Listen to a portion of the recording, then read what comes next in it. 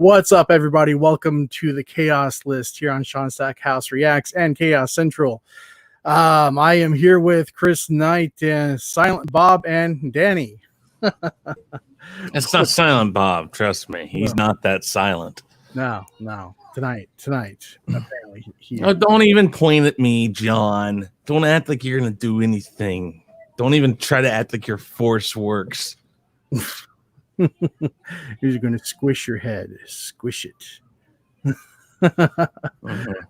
So, yeah, it is the Chaos List tonight. And so we have 5 topics, as we do on every show. Yes, 5. Oh, he can count with his hands. Yes. So, only because you told him how many it is. Well, I don't know. What's up, Austinator? Glad you can make it to us tonight. It's been a while since I've been in StreamYard, so I'm trying to find myself around. All right, well, let's just get right into it, shall we? First topic: The Flash fires Hartley Sawyer. According to the Hollywood Reporter, Hartley Sawyer has been fired from The Flash over offensive social media posts from years ago. Sawyer played Ralph Dibny, the elongated man, since the 4th season of The Flash.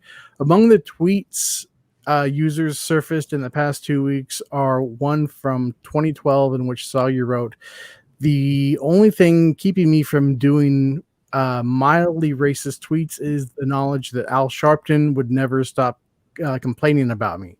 In 2014, he wrote, "Enjoyed a secret boob viewing at an audition today." Several tweets refer to assaulting women, and one reads, "Date rape myself so I don't have to masturbate." Yeah. So, you show us on the doll where you've been touched. Oh, no, the doll's gone. So, all right. Here's the thing. You wish, John. Here's the thing. Yeah, those tweets were in poor taste, but they were made years ago. It's just another case of being fired for something that you've posted on social media. So no. You got to talk, John, if you're going to do this right. Sorry, I had to. Yeah, but it's just another thing where they're firing somebody for what they posted years ago. I was going to get there. Yes. Yeah. Yes. So exactly. James Gunn, I feel his photos were way more offensive than anything that this guy posted.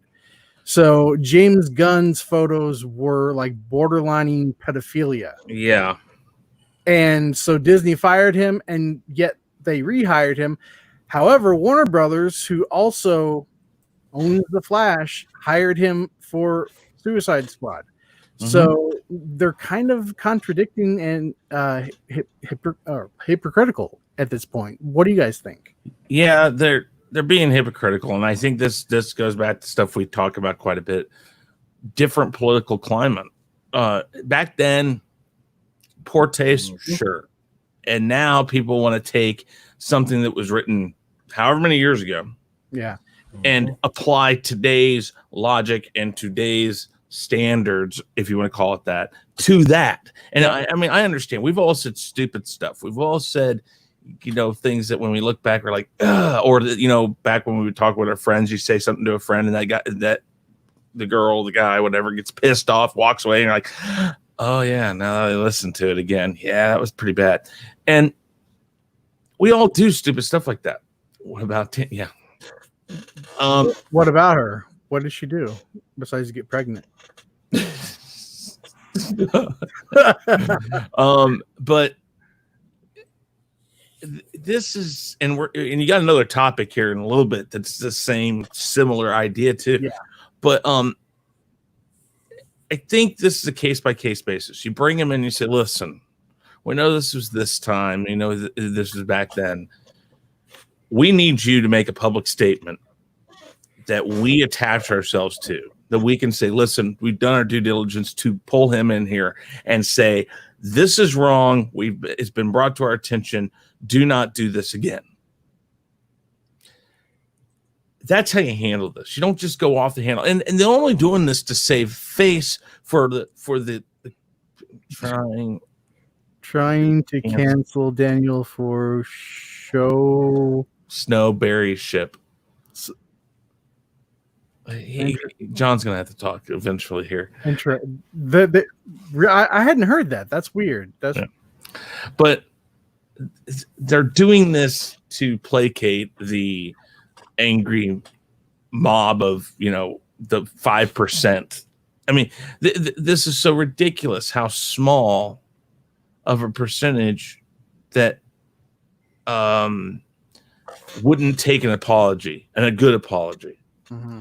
I'm not saying that this is right. I'm saying that the majority of people who would call him out for this are going to take an apology of, I've been alerted that I said some stuff back, 10 years ago, whatever it is. And while, yes, I fully admit that I said those things, here's the thing. Say it. Go ahead. Here's the thing. I mean, it's getting to the point now that say, we've been on social media for, over 10 years, like most of us have. Okay. And say all of a sudden somebody discovers us and says, hey, we want you to be in this picture. Well, crap, because I've been on social media for the past 10 years, I've probably said something stupid. So at some point, somebody's going to want to cancel me. I don't think that. Yeah, they are. Absolutely. Yeah. I agree. But I mean, it's not just the CW. It goes all the way up to Warner Brothers and AT&T. And they're not the only ones. Disney does it. Because, like you said, Sean, Disney hired James Gunn back, and Warner Brothers has hired James Gunn for their thing. And no, I think he's that is Silent Bob as Batman. Yes, that's Batman. I don't have a pack of cigarettes there, though, John. Yeah. But yeah, I don't know. I just think that they really are dropping the ball here. This is hard to bring somebody like this back because, unlike a director that's behind the camera, that's like, you don't necessarily notice it if he's gone, and nothing actually happened with Guardians of the Galaxy 3. So there's nothing really that hurt. Mm-hmm. It went away, it came back, it went away, whatever. And this is really different because this is somebody in front of the screen and a character that's been around for a while. A very likable character. Yeah, and that's really dangerous. So, I mean, I don't know. The only way you may come back now is the ratings take a drastic dip. But then what are you saying? Then what are you saying? They're saying they don't care. I don't agree with it. I think that that's something that happened, 12 plus years ago? Yeah. Even in my branch of work, we can only hold things a certain number of years. Mm-hmm. After that, we can't use it. So, I mean, I can see if this guy said this last week or last month, but there should be something in there. And they should have vetted him more before they gave him the green light for the part. He's killing the part. One of the fan favorites. And now because of something he done 12 plus years ago, they having a donkey. I think it's very, very unfair. But I mean, here's the thing is though, if you're an actor now, I guess part of the whole process is you now have to be vetted, from like decades back to see if you've ever said a racist or sexist thing ever in your life. It's funny. I actually, as much as I tried to cancel myself today with Twitter, the reason why I went with Silent Bob, I figured it was the most poignant one because he seems to be the only one who can get in trouble in this day and age. Right. I made the joke today, and hopefully I don't get canceled in a couple of decades. I made the joke today. I go, it's really pathetic that nowadays, when it comes to speaking to the public, not only do we have to be so 100 on point about our grammar and our punctuation, but somehow we need to predict the future. Yeah. And it's kind of like the same thing. Like, I feel like tweeting to the masses is like trying to be a meteorologist. Like, for some reason, they're the only job in the world where everybody gets pissed off because they couldn't predict the future for 7 fucking days. And I think people, don't get me wrong, I do not want to make light of a lot of stuff, because in this realm, we have to deal with this idea that when you have a movement, you have to be on board. If you're not on board, you're canceled, or your silence doesn't work, or your silence is not enough, or you're not talking about the right point, or this point, or that point. My issue now is that these people are making jokes from 10 years ago. I'm like, holy shit. And don't get me wrong, he was like 30 when he was making these jokes or something. People go, oh, you can't play with the dumb. I go, I don't know though. We're all kind of dumb in this day and age 10 years ago. There's a lot of shows Disney's doing it every day. Netflix is doing it every day. They're trying to edit out ooh la la from 80s. I know. Not good enough now. Yeah. And don't tell me that this guy who does a lot of stuff for dogs, like he's a huge animal activist. He owns pit bulls and like saves dogs. He's on there all the time. I follow him on Instagram. He's a good dude. He tries. Fucking hell. I'm so sorry that he makes a bad decision and makes a lot of fucked up tweets. James Gunn did the same stuff. I guarantee you can go find a comedian who does the same thing, and they're going to go, well, that's still not okay. I go, sure. Well, comedians always get the pass. Well, I think it's because tragedy. They have to say something real. They have to say something really, really, really crass not to get noticed. Most comedians get the pass. No, I'm saying. But even like Dave Chappelle's last special, people were kind of getting up in arms over it. Yeah, but I like how he responded to that. He's like, you know what? Too bad you can't handle how life is. Yeah. Too bad you can't handle how comedians actually can be comedic, because we poke fun at everybody and everything because nobody's better than anybody else. Well, here, Chris, let me help you with that, because that was kind of strong, and I'm with you. So I'll take the bullet on that one. I'm gonna go. Tragedy plus time equals funny. And the problem is, what's that time frame? We don't know. We hope that comedians can figure that out. Amy Schumer can't figure it out. No. We'll just say that. No. But then you have people like Richard Pryor who talk about him being lit on fire, running down the street. Yep. Or this or that.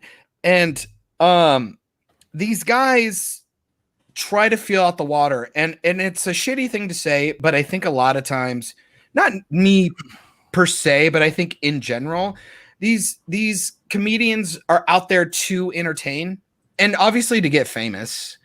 But at the same time, it's like they're testing the waters. What is funny? What's going to be funny?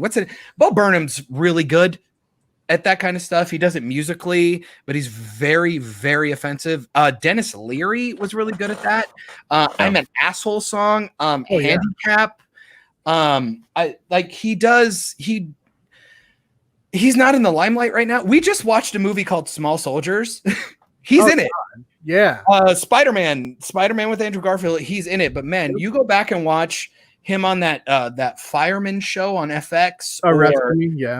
Or go back to all of his Bob fucking Saget, man. Oh, dude. Look at what Bob Saget did, but he did Full House. Are you seeing Full House? Full House went back to fucking Netflix, but yet Lori Loughlin gets fucking taken off. Oh, and Bob Saget doesn't get canceled. Did you see how they took her off? No. Okay, so they had this thing where it was like a 5-second thing where Stephanie is looking at Uncle Jesse and says, well, Uncle Jesse, don't you think you need to ask Aunt Becky about that? Why she had a heart attack off screen? No. He just looks at her and goes like, oh, she's in such and such state. Like, she's in Iowa. Yeah, she doesn't. Why it's got to be Iowa? I don't know. I'm just picking a state because I can't remember what state it was. They said she's on vacation someplace, and they totally just, that's it. 5 seconds and it's done. She's gone. For those that are just tuning in, let me read you some of his tweets were. So here are some of his tweets. The only thing keeping me from doing mildly racist tweets is the knowledge that Al Sharpton would never stop complaining about me. I don't see In a problem. 2014, he wrote, enjoyed a secret boob viewing at an audition today. Okay. Several tweets refer to assaulting women, and one reads, date rape myself so I don't have to masturbate. That also, and I don't like the beginning of that because that has nothing to do with women. But he said something like I was going to assault my wife. He did say some fucked up shit. Like, let's not twist words here. Let's not give him a pass, but should he have lost his job for something he said like, a decade ago? I feel like go ahead and drag him through the coals. Yep. You know what I mean? He deserves his turn at bat and shit like that. But at what point do we look at the company and go, what the fuck is wrong with you? Like, you did that, you knew. Like, fuck off. You knew. Mm-hmm. Well, if you didn't, okay, so here's the thing, and I don't know, I'll have to look back, when you get hired on to a place. It does 90% of the time with social media explosion that happened 10 some odd years ago, everybody now signs something that states, understand that anything that you do that misrepresents our company by your tweets, you're this, you're that, you can be fired for. Great. But what's the one thing I can do in court? I can go in and say, it was for everybody to see then. Nothing has changed between now and then, and they hired me with that and it already going on. How long has he been on the show? Since 2014. And when did this happen? But 8 or 9 years ago, give or take. I thought it was longer than that. 2012. I thought it was 2012. Let's just even say just a solid. Let's even just go 5 years ago. Well, that is a high school stint from freshman to freshman in high school to freshman and senior. About a 5 or 6 year difference. Who were you as a freshman in high school versus that? Now, granted, but let me finish because people are going to come at me. The 30-year-old thing, I get that. I totally get that. I totally fucking get that. 5 to 10 years is a significant difference. Your kid is 8 years old versus being able to drive a car. You are 25 versus having a pension. I don't know. A lot of shit happens. The internet is a strong place. You can learn a lot of stuff in 24 hours. If Twitter's taught me anything during all of this bullshit, a lot of new information comes out in a 24 to 48 hour period. You're telling me in 8 years, this guy who was trying to become famous, who became famous, he's not a different guy. This guy was trying 8 years ago. He's trying to be found out, and now he has a good stint. And I would argue one of the best characters on a shitty dying show anyway. I think he's probably learned. Same with James Gunn. Same with.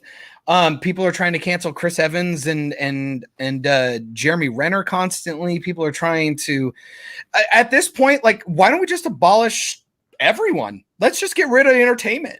I kind of feel like nobody just wants to be entertained anymore. How about that? Yeah, but here's the thing. I understand all that, and I can completely agree with a lot of it. But the thing is the time frame does matter. If he was hired before he sent these tweets out, then this show has every right to fire him. He was hired after.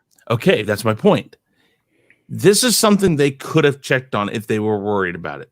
This just proves that it's only because of an outcry, because somebody who has nothing better to do in life but sit back and read over 15 years of somebody's. So if nobody would have called out Harvey Weinstein, or nobody would have called out Kevin Spacey, it'd have been fine.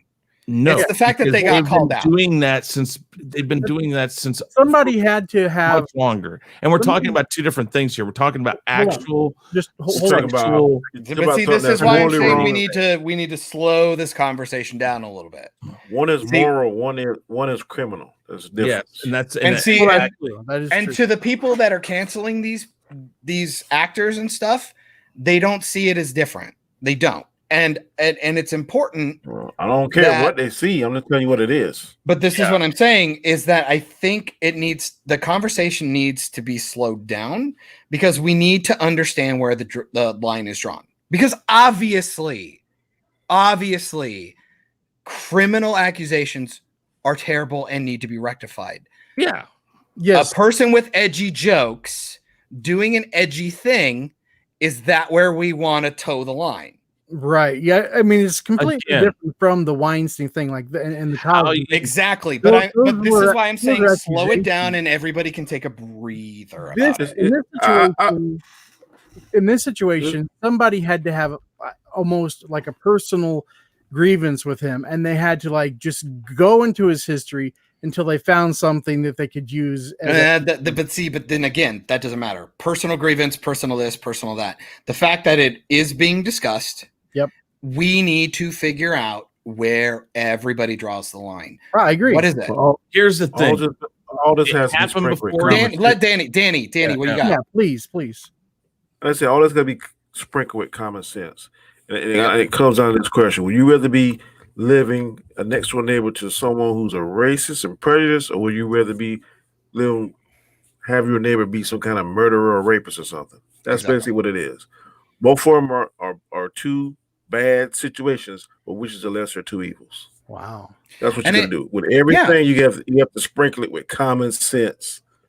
But sometimes that goes out the window. And again, and the best I can do is say you had somebody like Bob Saget in your home every day doing America's Funniest Home Videos, doing one of the most wholesome things ever, followed by Full House, one of the most wholesome things ever. Go watch it. I dare any one of you to go YouTube one of his stand-up comedy things. You will be fucking appalled. I do not find him funny, but do I think Full House should be disbanded because of that? No. Okay, but that's what I'm trying to say right there. Sure. There is, again, if he had done this while being on the show, I understand this move.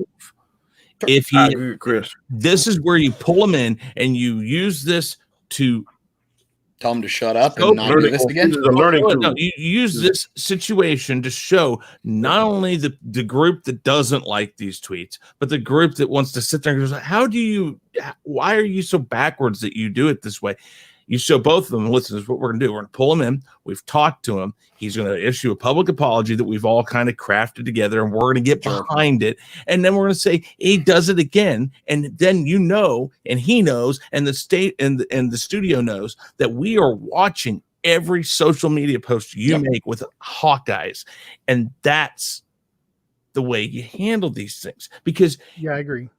You're right that this is a wrong situation, that he says some wrong things and it can be misconstrued. He could say, well, I didn't mean it that way. I mean, I could read this 2 or 3 different ways, each one of these statements, but I can read them in a way that's really bad. And I can already see chat lighting up. So it's important. I ask these questions to start the conversation.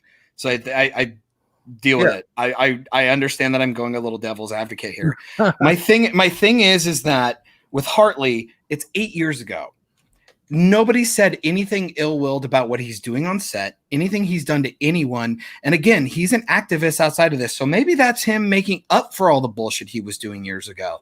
I don't know. I don't know him personally. I don't know whatever. I've heard nothing, but he got fucking canned because of something he did 8 fucking years ago that hurt he actually said, not something he did. It was shitty. And don't get me wrong, it might have hurt your feelings or whatever. People say shit that hurt your feelings constantly. And I talked about this today. I don't understand why we are holding these people who play pretend on TV on the same level that we hold politicians doing the same thing. But at the same time, we hold more people will care about what the famous person says versus what the politician says. But yet we tell them, come talk about it or shut up or silence is bad too. So I don't know what the problem is I don't know who wants what when they want it. And I feel like those people, the people in the limelight have it so much worse than us right now. Oh, they do. Like Oh my lord! Like, why even bother trying to entertain people at this point? Because I feel like nobody appreciates you. I think Dandelion Fluff. I'm sorry, I was going to point out something. Dandelion Fluff, for you go ahead. I can after. Oh no, go right ahead. I was going to say, she says, I do like the character on the show. I don't judge actors. I love Ralph Dibny. I thought him and Joe West should have gotten a spinoff, in my opinion. Here's the thing. She says, I like the character on the show. I don't judge actors by their characters. I kind of am the same way. Yeah, we got to. Don't want. Listen, I don't approve of certain actors out there. Yeah. But I'm not going to lie and say that Kevin Spacey didn't have some awesome freaking parts. Like I'm saying, I don't want to see him make anything new because he doesn't deserve it. But am I not going to rewatch Seven because of what he did? I probably won't watch American Beauty because that's going to feel a little too weird. That one's going to make. But like, I'm probably going to watch Seven or Unusual Suspects or whatever. Yeah, the usual. But should he? But should he have a place in Hollywood anymore? No, absolutely not. No, I see. And that's well. Here, okay. Let's hold on. Just a second. Go ahead, I want to put a pin in this topic because we're going to circle back around to it. Mm-hmm. Right. First, before we move on, I want to acknowledge everybody in the chat. What's up, guys? Look at all the people here tonight. Can you hear me out there? Can I get a specification from Ghostfire? Question for John. What do you like? I'm curious what that means. I mean, be careful that you might not want to have a clarification. I know, right? All right. So, topic number 2. Apparently Into the Spider-Verse 2 is now in production. Awesome. Awesome. I love the first one. So it says even the animation industry wasn't completely immune from the coronavirus related shutdowns, but in the case of one highly anticipated animated film, the clouds appear to be parting. Sony ImagineWorks lead animator Nick Kondo has revealed today that today marks the start of production on Spider-Man Into the Spider-Verse 2. And I could not be any more happy because I think Into the Spider-Verse is probably the best Spider-Man movie I've ever seen. I'm going to say something very controversial. Okay. Prepare your hot takes. I just think that Spider-Man Into Spider-Verse is severely overrated. And people say they love it, and everybody jumping on it. I saw it twice. It's not a bad movie. Hashtag cancel Danny. No. You see, I don't. Go ahead. May I ask? To say that it's the best Spider-Man movie ever, I don't agree with that. Okay, so 2 things. One, let's start with what is your favorite Spider-Man versus why that's do you think it's actually overrated? No, go nuts. That's gonna be another controversial because I'm a big Andrew Garfield. I don't think that the one he played with the first one or second one, there's no way you can do it too. With Electro, that was crap. Okay, but I like the Lizard. I like that whole storyline. Dennis Leary. I don't have a problem with it at all. So you like that one? So I gotta ask, like, what are some of the elements of, because obviously I think it's actually really interesting that you find that to either be overrated or maybe just not up there, because that one is touted as obviously it's propped up a little bit because it has an African American slash I believe Miles Morales is Puerto Rican. Something. So you have a minority lead. So obviously, just because you're a minority doesn't mean it's an amazing film. But exactly. Why do you think it's overrated? I'm a Peter Parker fan. I never really cared for the Miles Morales Spider-Man. I mean, I'm not saying he's bad. I'm not saying he sucks. I'm just saying he's not my cup of tea. I prefer Peter Parker. That's who I grew up with. He's the OG. So he's the fucking OG. How everybody else is clamoring. So did Miles Morales? That's fine. I don't have no. So how'd you feel about? So Chris Pine did a alpha fucking Peter Parker, which was great, and then you had Peter B. Parker, kind of a down on his luck version. Like, did you not like seeing like that juxtaposition between those two, like him in his prime and him kind of who fell out of his prime? Was that something that was like a problem or? No, I'm just curious because I love that film. I think that film is really awesome. I'm curious about your take. Like, I'm not saying the movie's bad or stink. I'm just saying that it's yeah. bit No, just overrated. preference. Just preference. Yeah, I would if I'm gonna go see a live action movie versus I'm very rarely gonna say that a cartoon is better than a live action. Hold on. This is why I say I love the movie. I do, but I would say I agree with Danny that it's overrated. Why? How many years ago? 89 was it that Roger Rabbit came out? Yeah, I think so. If we're gonna do a multiverse version of Spider-Man, we can mix live action with freaking cartoon. What are you doing? What are you doing? No, stop. What even is that? Multiverse. What the fuck even is that? What even is that argument? What is that? You don't agree with me. I don't care because here's the thing. No, you're what are you talking about? Like we could talk more Roger Rabbit versus Avatar. You can like add real live life action into the Spider-Verse. You need live action to it, and then it becomes even more expansive because you're adding. Can I go back to my Silent Bob persona? Because my face is like go right ahead, blown over. Well, I mean, really, Chris, if you want to get technical, any type of movie that has CGI in it has live action plus. Well, Toy Story and Wall-E are shit because they're animation. No, they should have been real people. I mean it like that. I mean when. Oh, really? Is that what? Multi-dimensional version of Spider-Man, multiverse. What are you saying? Different Spider-Mans. You can add live action to it, and all right. Can we send him, Danny? Send him to the Phantom Zone. This dude is being silly. Do you disagree with me, Danny? Yes, you're so silly. Do you disagree with me, Danny? Well, he doesn't. I do not. I'm saying they were doing an animation thing, and people who enjoy animation understand that this was a feat. This was something. Great. It was a great movie. But you're mad because they didn't put live action. It could have been better. Because they didn't put live action elements in it. Thing to it. Cool. I'm gonna say that about Toy Story. I'm gonna say that about Wall-E. I'll say that about have that Up. extra dimension. Man, the old guy in Up should have been a human. It would have made so much more sense. And that is how it was. That's so silly. I'm not even gonna go any farther because you ruined that argument. Danny, I was kind of with you, but we added an element. You could have added an element that makes no sense. And you're sitting there, you're making it all about you made an element that makes no sense. Sure, I did. Because before they did that, they had a multiverse of other live action Spider-Man. Did they?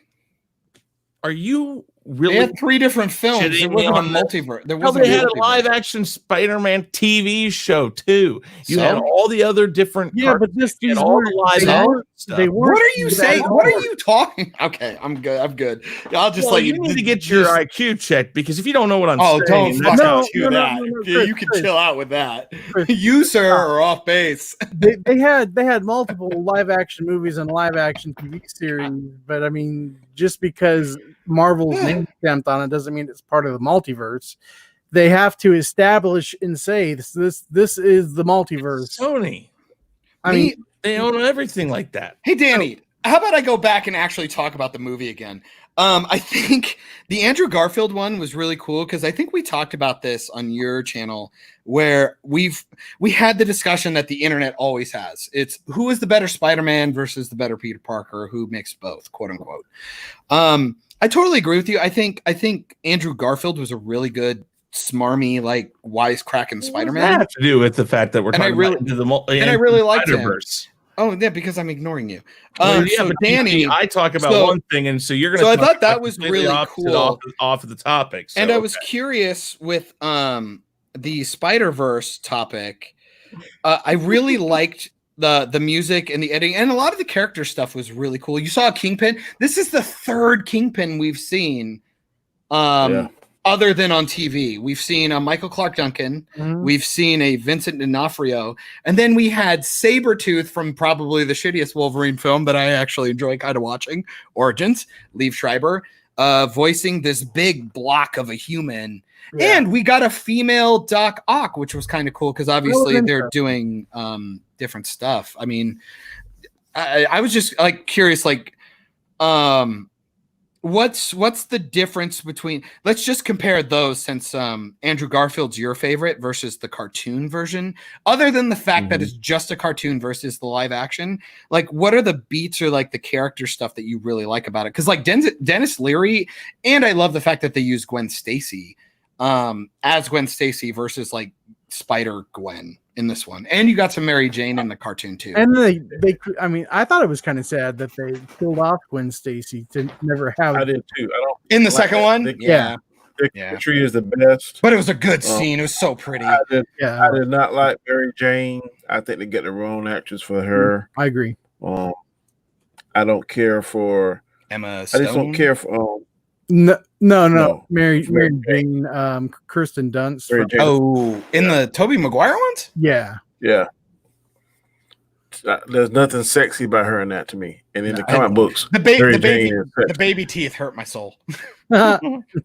So, like I said, I want to reiterate this again. I do not think Spider-Man Into the Spider-Verse is a bad movie. I'm just thinking that it's just a little overhyped. That's just all I'm saying. That's why I was saying curiosity, because I want to know. Kind of like how people say Avatar is a little overhyped. I totally like Avatar. Wait, Airbender I like Avatar. or Blue Airbender or Blue people? I'm talking about the blue people. The James Cameron flick. Yeah, James Cameron. Cancel Danny. Cancel Danny. Hashtag cancel Danny. So David asks a question. He wants to know what we thought of the Bill and Ted trailer today. Oof. Bill and Ted. Oh, I don't want to see them 50 years old. I don't want to see Bill and that Ted shit. Face the Music. The first trailer dropped today. I did a reaction to it. I thought it looked pretty good. But then again, I'm a sucker for these type of sequels. The only thing I had mentioned in my my reaction was that since it says it's coming out, it was cool. When they were young, it was cool to that. But you want to see that at 6 years old? They do that. Like, I don't want to see. Have you ever seen Airheads with Brendan Fraser? Mm-hmm. Yeah, I'm kind of aiming for something like that. Like there was somebody... that's like the part that would be like the in between this one and the second one, because essentially, because the first and second one almost take place like right like a couple years apart. I mean, no, but I see where you're going with that though. My thing is like it was funny because obviously it's the only thing that people could think about on Twitter other than bad stuff. So let's go with the good stuff. We see that pop on. They do some of the old title cards, which thank you for nostalgia. Yeah. I'm curious what they're going to do with Death. Are they going to brush past the actor? Or are they going to do something kind of fun, like maybe like he changes into somebody else type thing? I hope they do an homage to Death. That'd be dope. Miss the old actor. No, that's the same actor. I thought no. Rufus is going to be in this, and they're using archive footage from the first two. Okay. Death is the same guy. Missy is going to be the same lady. The princesses are different. Yeah. And then they're adding daughters. So I hope that works. It didn't go very well for Star Wars, so we'll see how that goes. Well, I think this is different than Star Wars because I hope so. I hope so. And the thing I said about this movie is the fact that it's coming out this summer is that the fact that it's so far removed from the other two movies, the box office probably, like in a perfect climate, wouldn't be that good anyway. Yeah. So, now releasing it this summer, out of all summers you could possibly release it, is probably going to do even worse, especially if it has to go to some sort of streaming service or what have you, But I'm happy that we're going to get a third one. So I'd like to touch on both of those aspects. One, so we've learned that rebooting old franchises can be a terrible, terrible choice. Mm-hmm. I think it's just because it seems like lately the people holding the reins don't care, if not actively hate the IPs they're working on. I'd agree. So my deal is this could have went one of two ways, and based on the trailer, I think it's going to go the way I think it's going to go, and we'll see. I could be completely off base. You could have either done one of them becomes like a corporate stooge or like loses his way while one stays the burnout, quote unquote, and then he has to bring one back versus versus they both just stay themselves. And because of that, it feels like they're going to stay themselves and people are making fun of them because they're out of date, and they're going to use that as the vehicle for the jokes. I think that's the way to go because that's what everybody wants. I think they're making fun of themselves. If you watch all the behind the scenes stuff, like when they first announced it and all that, I don't see why they wouldn't do that, because being self-aware is a very powerful tool right now, I think. Yeah. And there's nothing, listen, nobody's expecting Oscar from this. Exactly. Nobody's We want this to be our white chicks or something. We want want this to be self-aware. Bill and Ted. We want Bill and Ted. Yeah. Those people who like Bill and Ted didn't hate the second one. There are people who absolutely destroyed the second one, and it's not nearly as good as the first one, but it's funny. There are funny parts of it. Death, the whole part where they're playing the board games, and it's like best 2 out of 3, best 5 out of 10. It's freaking hilarious. We just want to come back to something we know, and something that you don't have to think about. It's funny. There's a lot of people who really enjoyed the Jay and Silent Bob reboot. I'm not a huge fan. I thought it was poorly written, and I thought it looked cheap. But for fans of it, they got what they wanted. They got what they wanted. Yeah. And that's totally fine. Now I want to talk because Danny and I I don't think Danny and I talked about this on stream yet, but he did pose a really good question about when it comes back to people going back to the theaters and box office and things like that. I think there's no chance in hell you're going to have a good box office run. No, because even if you open up the theaters again, they're going to have to do it at half capacity or have restrictions or whatever. So ticket sales just aren't there. It's not because the film's not good. It's just because there are restrictions. So should you do a theater and a VOD run? I think you should do a theater run for a week and then VOD it immediately, and then just keep them both out, and people can go have fun in the theater because people enjoy the theater. I don't go to IMAX. I don't like IMAX, but this would be an awesome drive-in release. Or a drive-in would be really fun. That was another question Danny had, which I thought was brilliant. I think you guys talked about it on a rule of 3 or something where will drive-ins make a comeback? I go, yeah, for a limited time, but with climate change, you really think people are going to sit there without AC out in the middle of nowhere, especially in like a place like Florida or in the South? Right. Get out of here with that nonsense. But it'll be fun for a minute, but for like say this summer, I mean they could run all 3 movies, all 3 Bill and Ted's, for as a fun well, and I mean that's a huge thing. People are trying to, and I still think I've always thought a theater was stupid for not doing that. You have $5 days or dollar days or whatever. Yep. Why are you not bringing things like Jurassic Park back or Terminator 2 or doing Terminator? I never saw Terminator 2. I consider one of the best action films ever made, and I never saw it in theaters. I would die to watch it in a theater. I would pay $10. A buddy of mine, Robert Storms, him and his roommate, they went to the drive-in theater and they saw it was Superman 1 and Batman 89, and he never saw Superman 1 in theaters because he wasn't born. And he said he loved it. He said it doesn't hold up. Yeah, but it's an experience. It's something you're like, you can even like, if you sat in a theater and watched Star Wars: A New Hope for the first time, you're like, oh, this is probably what it was like for first time. Or like, could you imagine? Like, I'm a huge Jurassic Park fan. Jurassic Park is the reason why I care about movies. Like, why that was great. I want to make films, and if I could see that in a theater, I'd fucking lose my shit. I've just never had an opportunity. I like the first Jurassic Park, but I like the more aggressive dinosaurs as they evolved. That damn Velociraptor, man, that sucker was a mean son of a b-boy. They're so cool. I still maintain two gets too much hate. It's a little goofy, but it gets. Yeah, I agree with that. 2 gets way too much hate, and 3 is abysmal. Stop it, people. Alan. I'm just trying to see what the hell they're going to create next. Like what? Oh, Jurassic World Dominion! Can't wait for that dumpster fire. I Dinosaurs! I'm calling it right now. It's gonna be like Dino Riders. I think with Jurassic Park, you know, it's bang is that you can only see the dinosaurs like on the big screen, you know, live for the first time, and like have that mind-blowing experience once. Everything else in the sequels, you know, it's just going to be a sequel. I mean, the thing I wish they would do it in 3D. The next one, I wish they'd do it in 3D. They released, probably will. They Spielberg, like maybe 8 years ago, went in and did the 3D treatment of the first film, and it was released on 3D Blu-ray, and I bought it and I watched it on 3D. And man, like there was separation in the scenes where it's raining and stuff.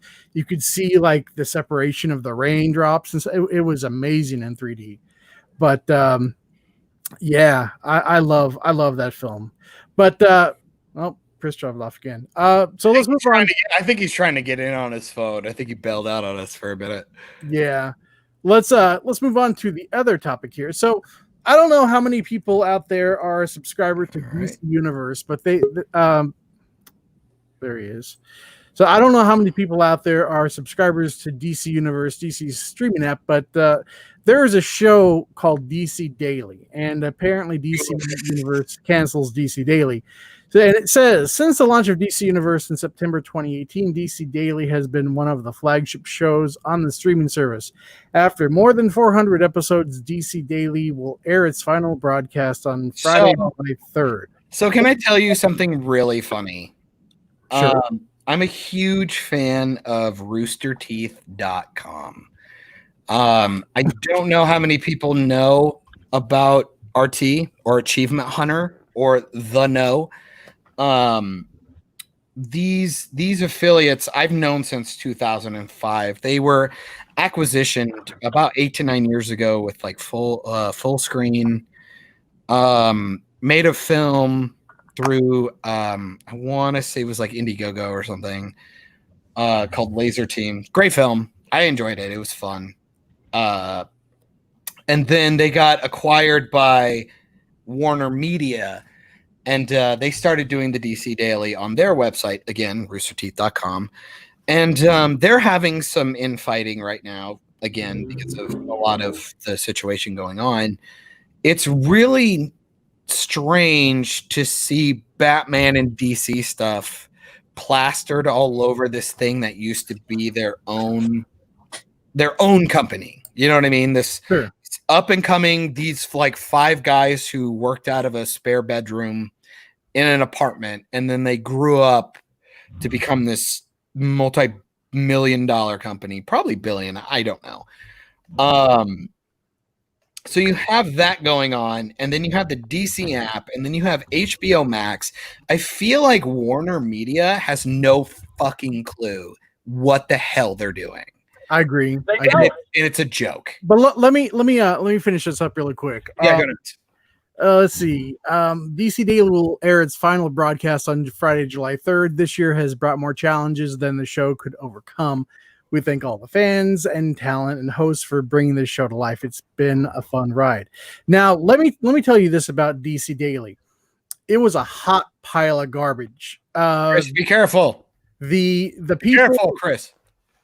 The people on the show did not know anything about comic books for the most part. I mean, I was watching one just the other day, and they were talking about, they were doing a retrospective of Batman 89, and they were like saying so many wrong things. But keep in mind, you know, these are the hosts of DC Daily. You know, they're probably maybe pushing 30, you know, maybe early 30s, pushing 30.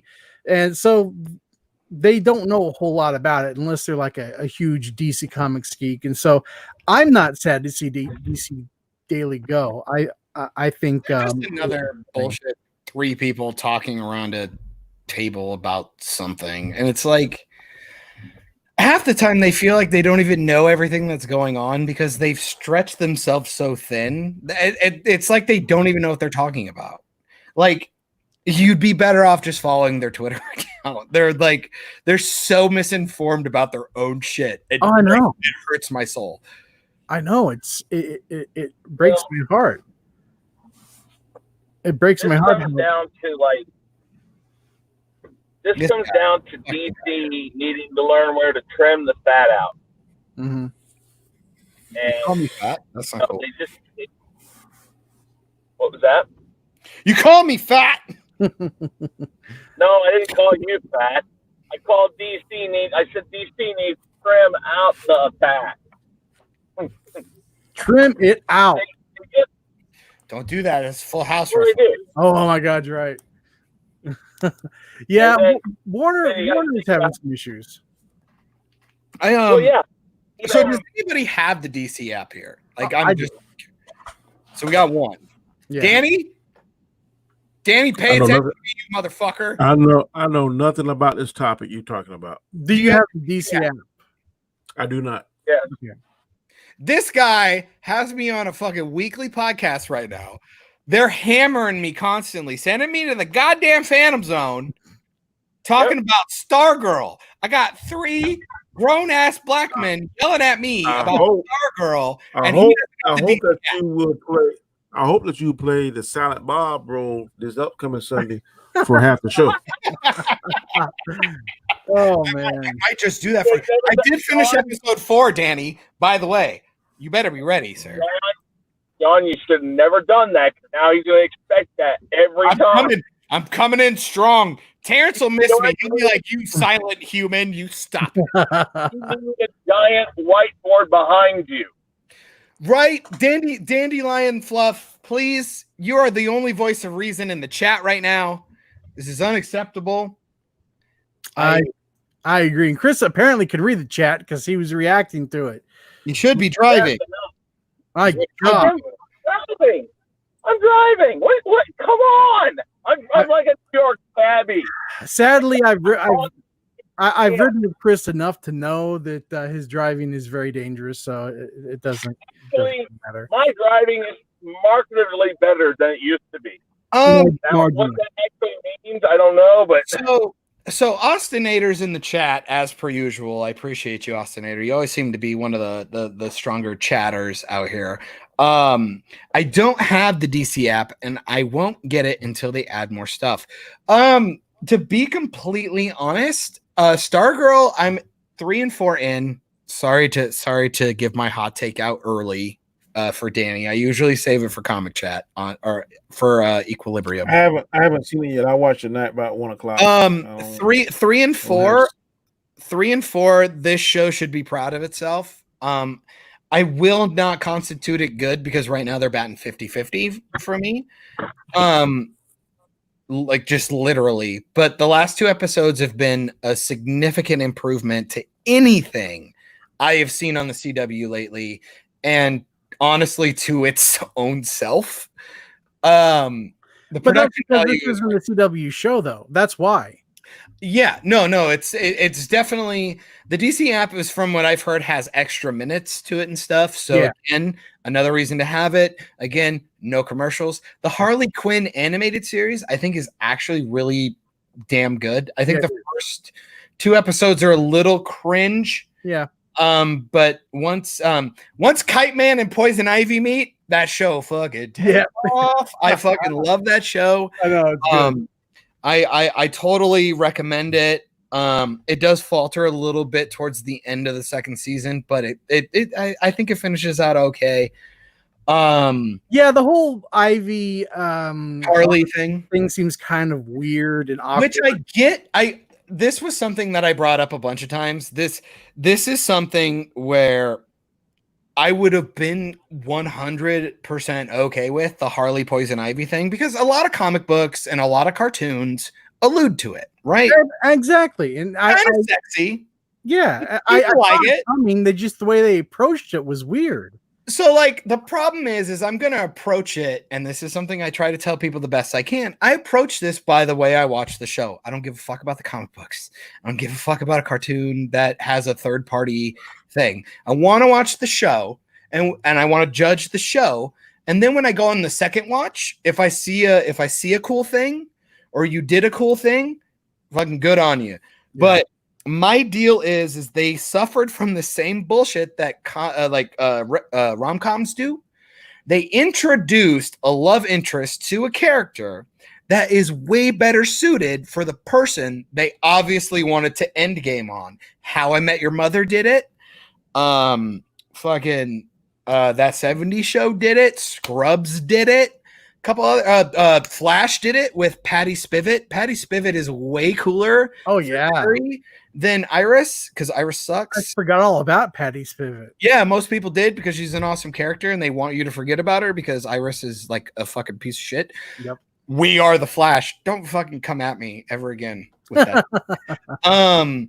Like I'm saying, when you bring in Kite Man, who's like this really cool character who does everything for her all the time, it's really awesome. And then they have this cool episode where Catwoman shows up, who's black, by the way. So fuck all of you. And they have like a lesbian, like thing. It was really cool to see Poison Ivy, who's this steadfast, kick-ass character who puts everyone in their place constantly. Mm-hmm. And then Catwoman shows up and she regresses to like this child. Yeah. Like shitty ex-girlfriend. It's funny because even though it's a Harley Quinn show, I think Ivy's my favorite character on the show. Well, no, the characters like Clayface is awesome. Oh well, sure. I like all the characters, but I like Ivy's personality more so than Harley. It's an ensemble show. And I feel like people don't think that. I think they think it's just a shitty cartoon version of the movie or something. This show is really well done. It has like old school animation with a little bit of nuance, and it's not get past the first like episode or two, the SJW shit disappears, you're fine. Yep. Dude, the episode like maybe my fellow whites, like calm down, Joker. What are we like four or so episodes back where they were going like Clayface was posing as a college girl, you know. That's so funny. You know, Clayface can turn into people, and it's not about turning into people. He's like a thespian who wants to take on the role, not just turn into him. He wants to take on the role. He wants to do like Robert Downey Jr.'s character in Tropic Thunder. It's just fucking funny. Maybe not bring up that reference right now. I'm just saying, Sean. No. But you know what I mean? Like, the idea that they give all these people a personality is super dope. Even King Shark, he's fucking hilarious. I love him. But like, the dude who voices King Shark is hilarious anyway. So it's just really fun. Like, I don't know if anybody's ever seen iZombie. Rahul Kahili. He Dr. Ravi, he's a Scarecrow, which is fucking hilarious. Voice is a little weird coming out because it's very British. Very British. And then like they went with the fucking funny Bane, like the you will be my reckoning. Blah, blah, blah. And it's Spoofine Tom Hardy. As a Hispanic, I'm a little pissed off. He finally wore the fucking luchador, and then I didn't get the Mexican. I got a little pissed off, but I'm like, all right. The Bane meme. You needed your representation on Harley Quinn. No, it was just like it would have been funny to have the Mexican stuff because like maybe he only spoke Spanish and nobody understood him. That would have been good. I would have preferred that. Like nobody in the world knew. You start smashing stuff because they don't. You see what I'm saying? That would have been fucking funny, but they went with the Bane shit, and I'm like from Christopher Nolan, and it's still funny. It's still funny, but like I said, it was one of the first times we finally got the true luchador outside of the old animated stuff. Yeah. And I would have liked to have the Spanish guy making a joke. And again, tell me right now, him speaking Spanish and no one knowing what the fuck he was saying would have been amazing. Oh, dude, that would have been great. That would have been great. But I'm not mad. I'm not going to fucking cancel the show. Better would have been had he said something in Spanish that people who speak Spanish would laugh because it has nothing to do with what they're talking about. Sure. Sure. All right, let's move on to the fourth topic. No, don't keep my people down. I'm going to hold them down. Damn it. All right, so here we go. Batwoman showrunner explains why they went with a new character. Fuck my fucking non-binary asshole. Maybe later. This is a quote. To be honest with you, to be honest with you, I did consider the soap opera version of recasting Kate for a hot minute because selfishly, we already had a couple episodes written and transition wise, it would be seamless. She said transition. I know. But upon further reflection, and I think Greg Berlanti helped me make this call. He's like, I think we should just reboot Batwoman as a different character. In season 2, Berlanti's a pussy. Yeah, in season 2, Batwoman's cape and cowl will be taken up by someone else whose name is, for now, Ryan Wilder. Because Ryan is such an androgynous name. I've seen women where I've known of women named Ryan before, but not me. You think they're going to pronounce it Rianne? Probably. My name's not Ryan, it's Rianne. Yeah. Wielder. But I called this like a few. The actress that plays 7 or 8, her name is Ryan. She's fine as hell. What does that have to do with anything, Danny? What are you doing? Boy, if I could put your ass in the damn. You can't do it now. Can't do it now. Sean. Do it one time, Sean, please. Oh, man. I deserve it. All right. So thank you. I called this like a few weeks back, saying that they were going to pass the mantle to someone else. It's crazy. It's amazing how we can talk now, boy, isn't it? Ooh, yeah. Even Chris could talk now. Who wants that? Instead of the mouth of the South. I'm not in the South. I live in Minnesota. Get me out of the fan. Oh, hi everyone. I could have talked that I wanted to, but yeah. I'm sorry. I thought you were still driving. No. He just likes hanging out in cars. I was doing this thing with my hands. I was actually parked. So it's like, you guys don't know where I'm at. Well, a good person would take a microphone with him. This time around this time every night, Chris likes to drive around the neighborhood passing out candy to little children. And just yelling at them for not liking Batwoman. No. That's Sean's deal. Sean's doing that. Well, he doesn't do it on camera. No, I'm not. We can't tell if you said Sean or John because you don't have a microphone. I have a way of saying it. Dandelion Fluff asks, Can Batwoman be played by a dude? Seems counterintuitive but hilarious drag character. No, because apparently men cannot be smart in this fucking universe. Oh, that would be awesome. It's so I'm kind of sad. My co-host is going to be butthurt that I actually have to eat a little bit of crow here versus our own podcast, Operation Babel. You guys are always welcome on. I actually didn't think they would be stupid enough, and I have no problem saying stupid enough, to make a full-on fucking new character. This show doesn't understand how shit it is, and like the lack of self-awareness for this writing team is fucking abysmal. You can't even write for your own shitty character, and you think you have the fucking gall and talent to bring in a brand new character that nobody's heard of. Man, the fucking balls on you guys. It's amazing. Good luck. Good fucking luck, man. This show is a fucking dumpster fire. How many more years are we going to get this show? How many seasons left? I honestly think it's actually canceled. I still think it's full of shit until I see the first episode. It does not make it past season 2. No, I agree. If I like your take that it's canceled and it won't come back for 2, but if it does, with the change, like they're actually not even going to keep Kate Kane. I could maybe have seen it go to season 3 if they would have kept the Kate Kane character, maybe, but bringing in somebody completely different after only one season to take up the mantle and still not explaining where the other Bat family members are, Robin's. Don't fucking drag these people in. It's already bad enough that we fucking disrespect Luke Fox all the time. We kill off Lucius. Go fuck yourself. And then we kill off fucking Kevin Conroy, the most iconic Batman. Get fucked, show. Also, I gotta ask, my dude. We're sitting here dealing with these fucking toadstools on Batwoman. Man, Have you ever seen Agents of S.H.I.E.L.D.? I'm curious. You're a pseudo Marvel fan. Have you ever seen Agents of S.H.I.E.L.D.? Any of them? Yeah. What weapon, if anybody who's a comic nerd at all, what weapons does Batwoman use? Primarily. The Batarang. Her grapple. No, fuck the show. Fuck the show. Comics and cartoons and all that other shit.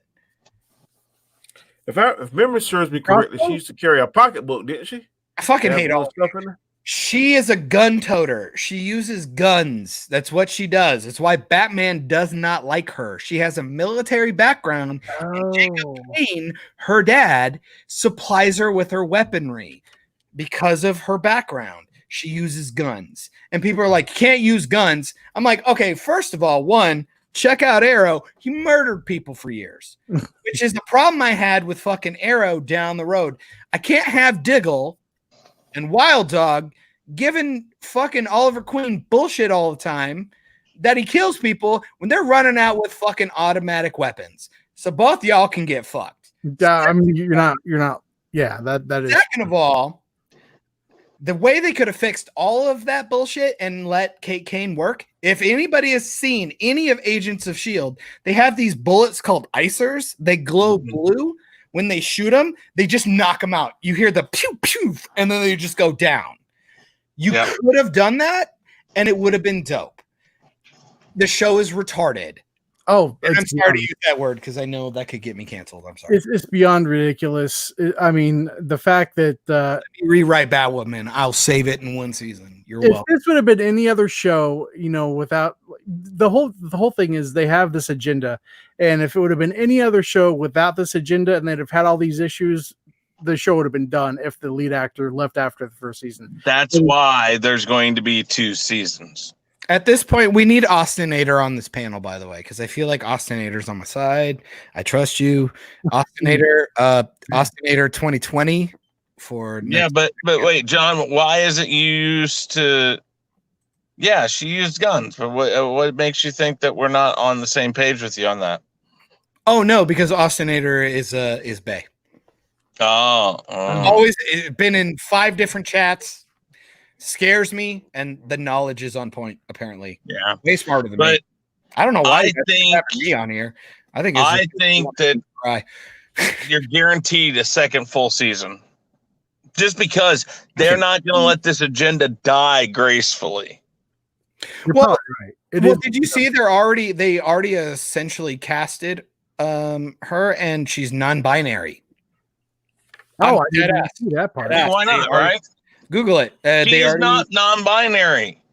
That doesn't exist. So Dandelion Fluff may not be completely wrong. She might actually get a drag Batwoman. Androgynous. Androgynous, yeah. She still has to be in the suit. They want the red wig. They want the suit. The thing I kept arguing for is like, fuck off. Give me Batwing. Yeah. But they can't do it with the Luke Fox that is there. Luke Fox is fucking Bay. Give me fucking. So this all season they could get him pumped up like he was on the crossover. He's so Bay if they wanted to. Yep, fuck the cupcake making Luke. Give me 6-pack Luke. Fucking shooting people. Make him Batwing. Excellent. I want RuPaul as Batwoman. Oh, wow. You better work it, girl. Woo! I just say I'm just like my whole thing is like I'm sick of Hollywood saying that because we watch old films. We just finished. We were Small Soldiers. Yeah. Enjoyed the shit out of that. We watched shit like Aliens and Alien 2 and fucking Austin Powers and all this old shit. They have minority actors in it and stuff, and they brush that shit under the mat. And oh man, so many strong female characters. I can't even tell you how many there are. It's insane. And then this is a travesty to all of them. This is a punch in the gut. It's disrespectful. You guys got me on something else here. I have to kind of change the subject just for a second, but did you guys see that yesterday the co-creator of the TV series Friends apologized almost 30 years later for not having enough diversity and inclusion. Oh yeah, and to be fair, it was the '90s, so fuck off. He did fuck up because the show is not very good about that stuff. Well, I know, but I mean, the fact that it's like so that is one that's actually not good at it. Why? I would also argue How I Met Your Mother is a little bit off. What they have, Enrique Iglesias. And, yeah, but the thing is, I mean, the show is like done. It's been done for almost 20 years now. Why apologize now? Well, you're stupid. Just don't say anything. Exactly. It's so but stupid. Where I'm at is with this show, with Batwoman, and Star Wars does it. Disney, CW, fucking chill out. If you're not going to actually make the character useful and you're just going to fucking turn him into some fucking clown, don't do it. Don't make him black. That's what you did with Finn. When I saw that fucking trailer for Force Awakens, I thought Finn was going to be a defected stormtrooper turned Jedi. When I saw Batwoman, I'm like, Luke Fox is either going to be her badass Cisco guy, like on The Flash, or he was going to be Batwing by the end of this season. I didn't get any of that shit. He's a fucking cupcake making piece of shit. And don't fucking make these minority characters and use them as fucking tools for your bullshit. I agree. Either make them a solid character or fuck off, because if the 80s and 90s can do it correctly, like with Carl Weathers as Apollo, or in Predator, or Predator 2 with Danny Glover and all this shit, again, the 80s and 90s did it better. You just weren't looking. And they're fucking token characters nowadays, and it fucking pisses me off. CW should have been canceled fucking 20 years ago. They're just they're fucking full of shit. And Thank you. David asks, any opinions on Stargirl? I think Stargirl is awesome so far. I hope it continues going. First 2 episodes are pretty hard to watch. The second 2, 3, and 4 are man, the production value is solid. The acting's a little meh, and the villains are way cooler. The villains are the best fucking part. Episode 4 I did just see today. I'm gonna watch it a second time because thanks to, shout out again, Comic Chats Equilibrium on Sundays. Hopefully I'll be on that again. I intend to watch it. One thing, John. When you saw like this current episode, yes. So the new villain that comes in with the hood, was it just me that immediately thought Cobra Commander? Because there's a reason for that. I'm not a huge comic guy. Again, I think that's where I bring my little special brand of stupid that nobody likes. Yeah. I'm not a comic book reader in a strong sense. Like, I like comic books. I buy like the big bounds at a public library. I don't actively read them, so it's really fun for me to watch the show and then go back. Damn. I love Shazam, by the way. I like Shazam better than Superman. Oh no. But my thing is with this, I get to be on a panel with 3 intelligent men who, two and Chris. I love you, Danny. He doesn't want to do trigonometry. I bought that too. I'm very excited. We got to do a panel on finishing that out, by the way. I just bought that, and I'm very excited to watch that whole thing, because I think he got the best send-off in Crisis on Infinite Earths. That Flash, the one that Danny's holding up. He actually was the only one in that entire fucking show that got a decent send-off. Crisis on Infinite Earths is bullshit, by the way. This is the first edition of Shazam when they relaunched him in 1987. I have the entire miniseries. I like the movie is whatever. All right, guys, can we put your dicks away for 2 seconds? But I like my stuff. I forgot what I was talking about. With Stargirl. These guys really know the lore. And I appreciate the fact that they know the lore. They're because Jeff Johns is running the show. He created Stargirl. I don't give a shit about all that. Greg Berlanti produces in the show too. No, Jeff Johns created Stargirl specifically out of memory for the memory of his. Trust me, that doesn't help because I'm a fucking asshole about the show. Well, I know. I gotta say, episode 4 has a. I'm not even looking at the screen. This show has a lot of production elements, and I felt like episode 3 and 4. It felt like the first 2 times this show said, all right, we're making our own show. Could like the CW people kind of fuck off and go do their own bullshit? Sets looked good. The lighting looked awesome. The acting was a little better than normal. The writing's still kind of meh, but I can deal with it. But see, that's what I have to keep whatever that word is. How was your stroke? You okay? Yes.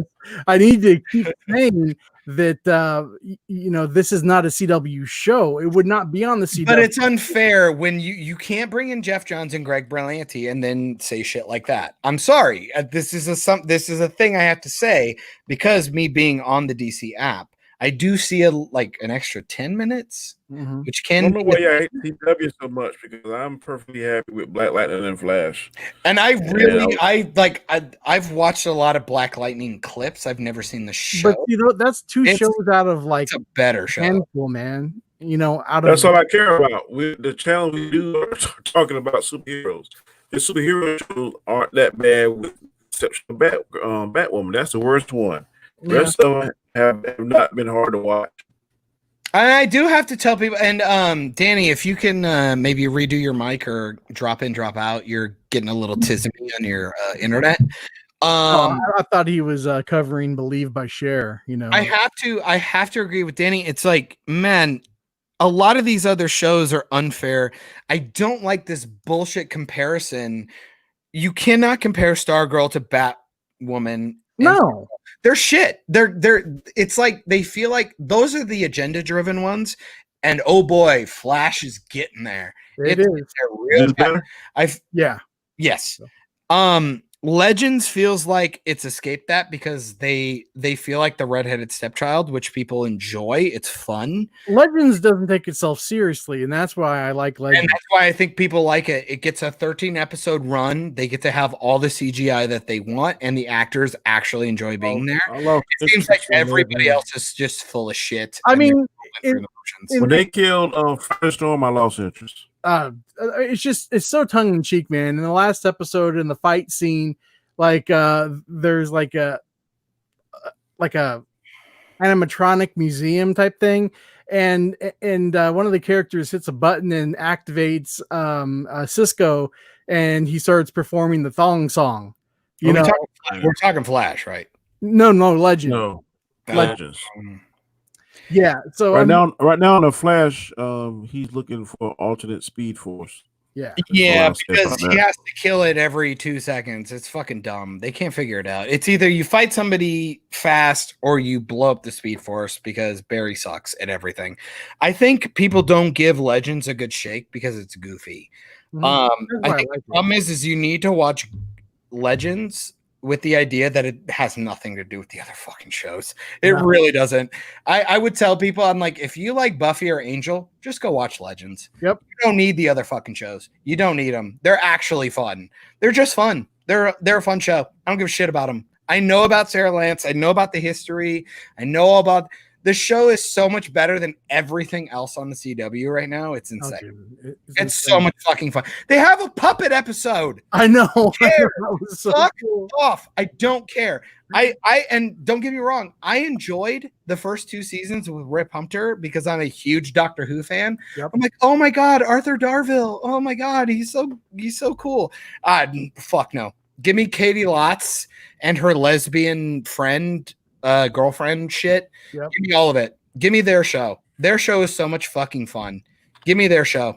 I don't give a fuck. Now, if Rory would have been on the Wave Rider with Amelia Pond, that would have been different. But yum. Yeah, Karen Gillian, yum. I love you, Nebula. Even your bay is blue. I'm saying. All right, so we're gonna come around to the 5th and final topic, and so this is gonna tie into the first topic, and Robert Myer Burnett. He is somebody who is on YouTube channels. He has done a lot of work in Hollywood behind the scenes and what have you. And full disclosure, he was on an episode of this show with Danny and I a couple of months back, and he was a very nice, very cordial, very cool guy. Very So I just had to get that out of the way before I read this, because I don't want to be biased or what have you, or make you think that I'm being biased. But it says Robert Myer Burnett fired from Schmodown for a tweet. Okay, again, like I said, this is going to tie into the first topic a little bit. Former Collider staff member and the creator of the Schmodown Entertainment Network announced he was removing Robert Myer Burnett as a manager of the movie trivia Schmodown. In a now deleted tweet, Burnett wrote, "You want outrage? Watch this, mother effers. Honestly, F the looters." He continued, Here's the moment every gun owner really wants. You want to stop the unrest? Everyone use deadly force. Shoot to kill. Every private citizen, every business owner, shoot to kill. John Campia is also distancing himself from Robert Myer Burnett, as he has been a staple guest on Campia's show for years. So Robert was upset because there was the former police captain that was killed by the riots, and he was outraged and responding to that. He was responding to how all of the looters are doing all of this damage, and so now people are coming out that he thought were his friends, and basically just throwing daggers at him, again and again and again. And Danny, what's your hot take on this? He can't talk about this. I have nothing to say about that, bro. Oh, that's right. How about this? I hate to be this guy. My headphones don't fit. I thought we were okay. I gotta ask. Have you ever worked in law enforcement? My uncle was Did you? No, I didn't. What'd you go to school for? School. Okay.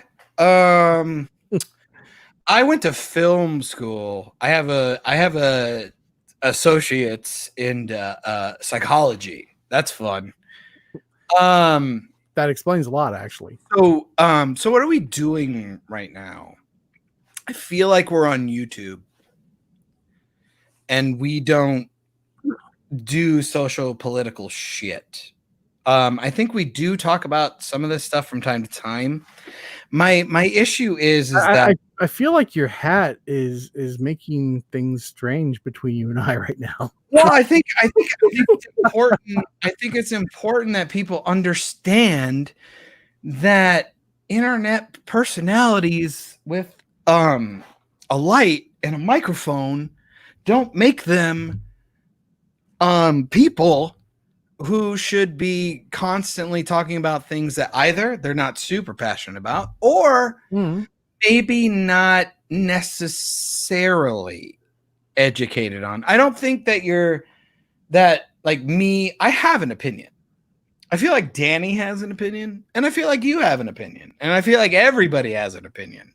And when we come on a show that's only dedicated for like an hour and a half to 2 hours with 5 topics, and you want to talk about a topic that people couldn't agree on for 15 decades, I think that's a really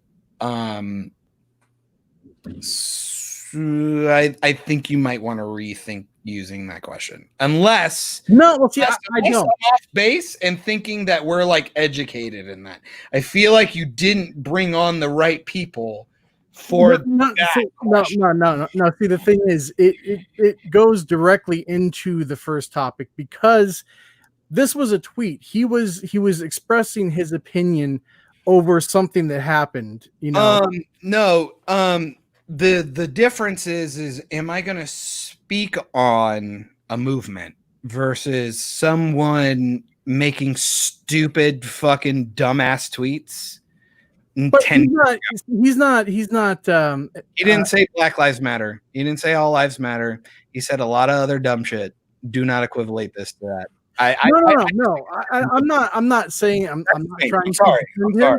That's why I wanted to say that he's been on. That's why I said he was on the show. I wanted to get that out of the way before we spoke on this. But he didn't. He was speaking like in the heat of the moment, like many people have done since the dawn of time. Okay, you say things in the heat of the moment. I would also say know your room. This is something that I hate to do this on behalf of someone. This topic has come up on multiple chats. This one really for Robert Myer Burnett? No. For what's going on in the public right now. Oh, of course. Yeah. 2020. We can date it right now.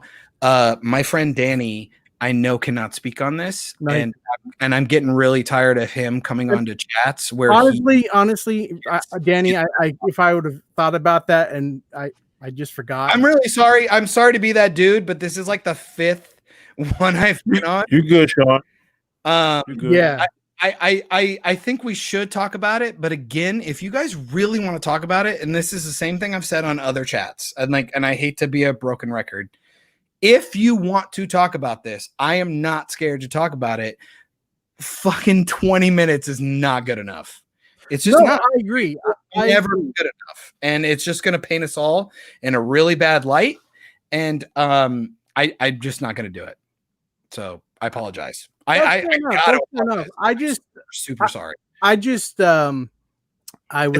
It's hard. It's a hard fucking thing to deal with. It is, and but the thing that I was just trying to make it a point of is that what he said and how he said it. Yeah, I can see how that could be taken out of context. I just know where the conversation has to go, and I mean, you're not wrong. And when people look like me, and I'm sorry, Sean, when people look like you, we got to be careful, because unless we have a lot of time because people would never know that I'm Hispanic. I just don't go out in the sun. I don't. My mom is very, very Mexican. I come from a very Mexican family, was raised Catholic. Look, it doesn't matter. People are going to look at me and they're going to say something. It doesn't matter what I got to say. They're going to assume. I think people are going to do the same thing with all the topics we had at the beginning. But I think that final question is going to lead down a road that you don't want. Well, I mean, I'm open to talking about it. I don't really shy away from. Unless you want to do it for 3 hours. I mean, I would honestly. I would. I don't back away from sensitive topics.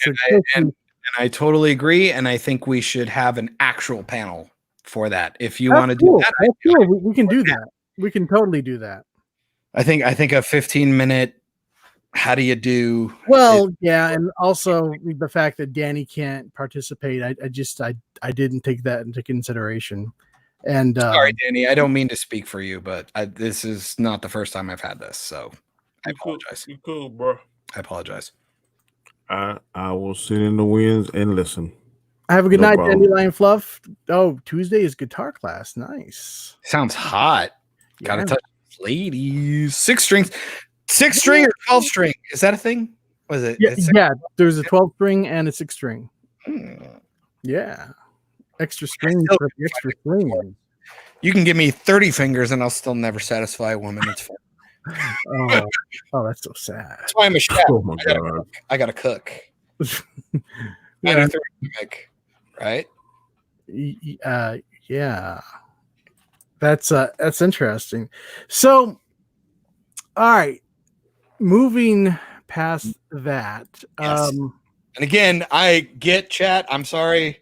I'm a dick with a little bit of tater behind it, but trust me, nobody wants this. We want to have some funzos. 6, but I like 12. Yes. I used to have a 12-string Yamaha acoustic. It was sweet. Whoa. That's a little salty, but it's fine. That's messed up. That's messed up. But overall, 2020 is a dumpster fire, dude. I mean, next month, like I think it was last night. Danny, wasn't last night like somebody brought up V, like the villains from V. A vagina? No, V for Vendetta? No, there was a TV series called V, The Final Battle, or whatever. Oh my god, the fucking aliens with they rip off half the face. Marina Baccarin. And there was one in the 80s, and there was two versions, yeah. But did the reboot. I feel like like somebody could like rip off half their face now and like expose it to be part lizard, and I'd be like in the bedroom. Am I right? I would just be like, that feels about right. Yeah, okay, that's good. That's good because it's 2020. Why not? But yeah, all right. Well, those are all of the topics, and Chris has. You know that I have the chef hat on. Do you know that ice cream bread is a thing? No, I do not. Like never heard of it. You can make bread from ice cream. Dead ass. How? It's like self-rising flour, and then your favorite brand of ice cream, like a pint. And you can make a fucking loaf of bread. Google that shit, friends. Ice cream bread. That's dead ass. It's happening in my house. I don't give a shit. I'm gonna go hard. You should probably live stream that. Or I wish. No, check out Chef Mike. Twitter, Chef Mike. Mike. Check him out. He did a fucking one. Dude, he is bae. He fucking made ice cream bread. I'm going to put my eyes over the chat here. Hello, everyone. He made bread with a pint of ice cream and sprinkles. I might be in love with him. So check it out. Well, I mean, you're free to do what you follow your passion. I feel like in these dark times, we need ice cream bread. I feel like that's what the internet needs right now. Ice cream bread. Google that shit. This is interesting. I know this is also something that ties into the first topic. Well, better than the last topic. Let's go. I'm still on. Let's go. So, Jeremy Renner has said some stuff or like in the past, and so his future as Hawkeye is. I think it'll be fine. I think his ex-wife is actually the crazy one. Hot take. Could be. Hot take here. But David is saying that it's interesting. Renner may not be in Hawkeye, but it could focus on Kate Bishop. Oh, they were going to do that on Disney Plus anyway. Let's be fair. We knew that was happening. Also, I would make the argument it would have been really cool if Age of Ultron would have been better because if you haven't seen the animated Next Avengers, go watch it. Oh, I have. It's great. I think it's a great film. I think it's what Age of Ultron could have pseudo been. Mm-hmm. I think Jeremy Renner is a great Hawkeye. I would have liked to have seen a Hawkeye teaching the Next Avengers. I think that would have been dope. While fucking Falcon and Winter Soldier were going off doing the wrong characters. Yeah. They should flip those. Because apparently I'm racist. Whatever. But you're Hispanic. Falcon's not a fucking super soldier. Give it to Bucky. Fucking hell. So Falcon is so much cooler with his outfit. Here's a question for you. Like yes. off the top of your head, don't think. Who wins? Don't worry, I'm good at that. Who wins? Arrow or Hawkeye? Who's better? Comic book or TV show? Stephen Amell versus Jeremy Renner's version. Stephen Amell because he doesn't have oof. No. Mm. Oof. I was gonna go because Stephen Amell didn't care about killing. Well, you can just limit this to like the first 2 seasons of Arrow where he's got Shield behind him. He's got better tech. If they were alone, if it was just them, I'd probably go Amell because he's got survival tactics. Remember, Amel's a billionaire also too. He had the Batman gadgets. Yeah, well, but they don't really show that. I have to go short, but Felicity and Mr. Terrific helped him out too with a lot of his tech. Yeah. Again, I got to go with the show. Mr. Terrific was fucking nerfed again. Another black character that got fucked over in the Arrowverse. Yeah. I thought Mr. Terrific could have been cool. I really liked Echo Kellum as the actor. No, I got to go Hawkeye because he has Shield behind him, and he has a lot more like. But there is no Shield right now. Warzone shit. There is no Shield right now, though. Shield's but he was trained. He was trained. Where was Oliver got all of his training when he was like 20 on an island? No, it wasn't just on an island. It was. No, he did other stuff, but Hawkeye was Shield, like military trained. Got you. I would get Oliver with money. Well, yeah, he's got Shield money. He's got Shield backing. But I would go Oliver because they molded that Arrowverse Oliver to fit the Batman role. And if you were to put Batman against Hawkeye, Batman would take Hawkeye down. Yeah, see, I feel like you're bleeding into the comics. You give me comic Oliver, absolutely, with the fucking mustache and shit. Hell yeah, I'll give that. Nah, Hawkeye. You would go the comic book. You would go comic Oliver over Stephen Amell's Oliver.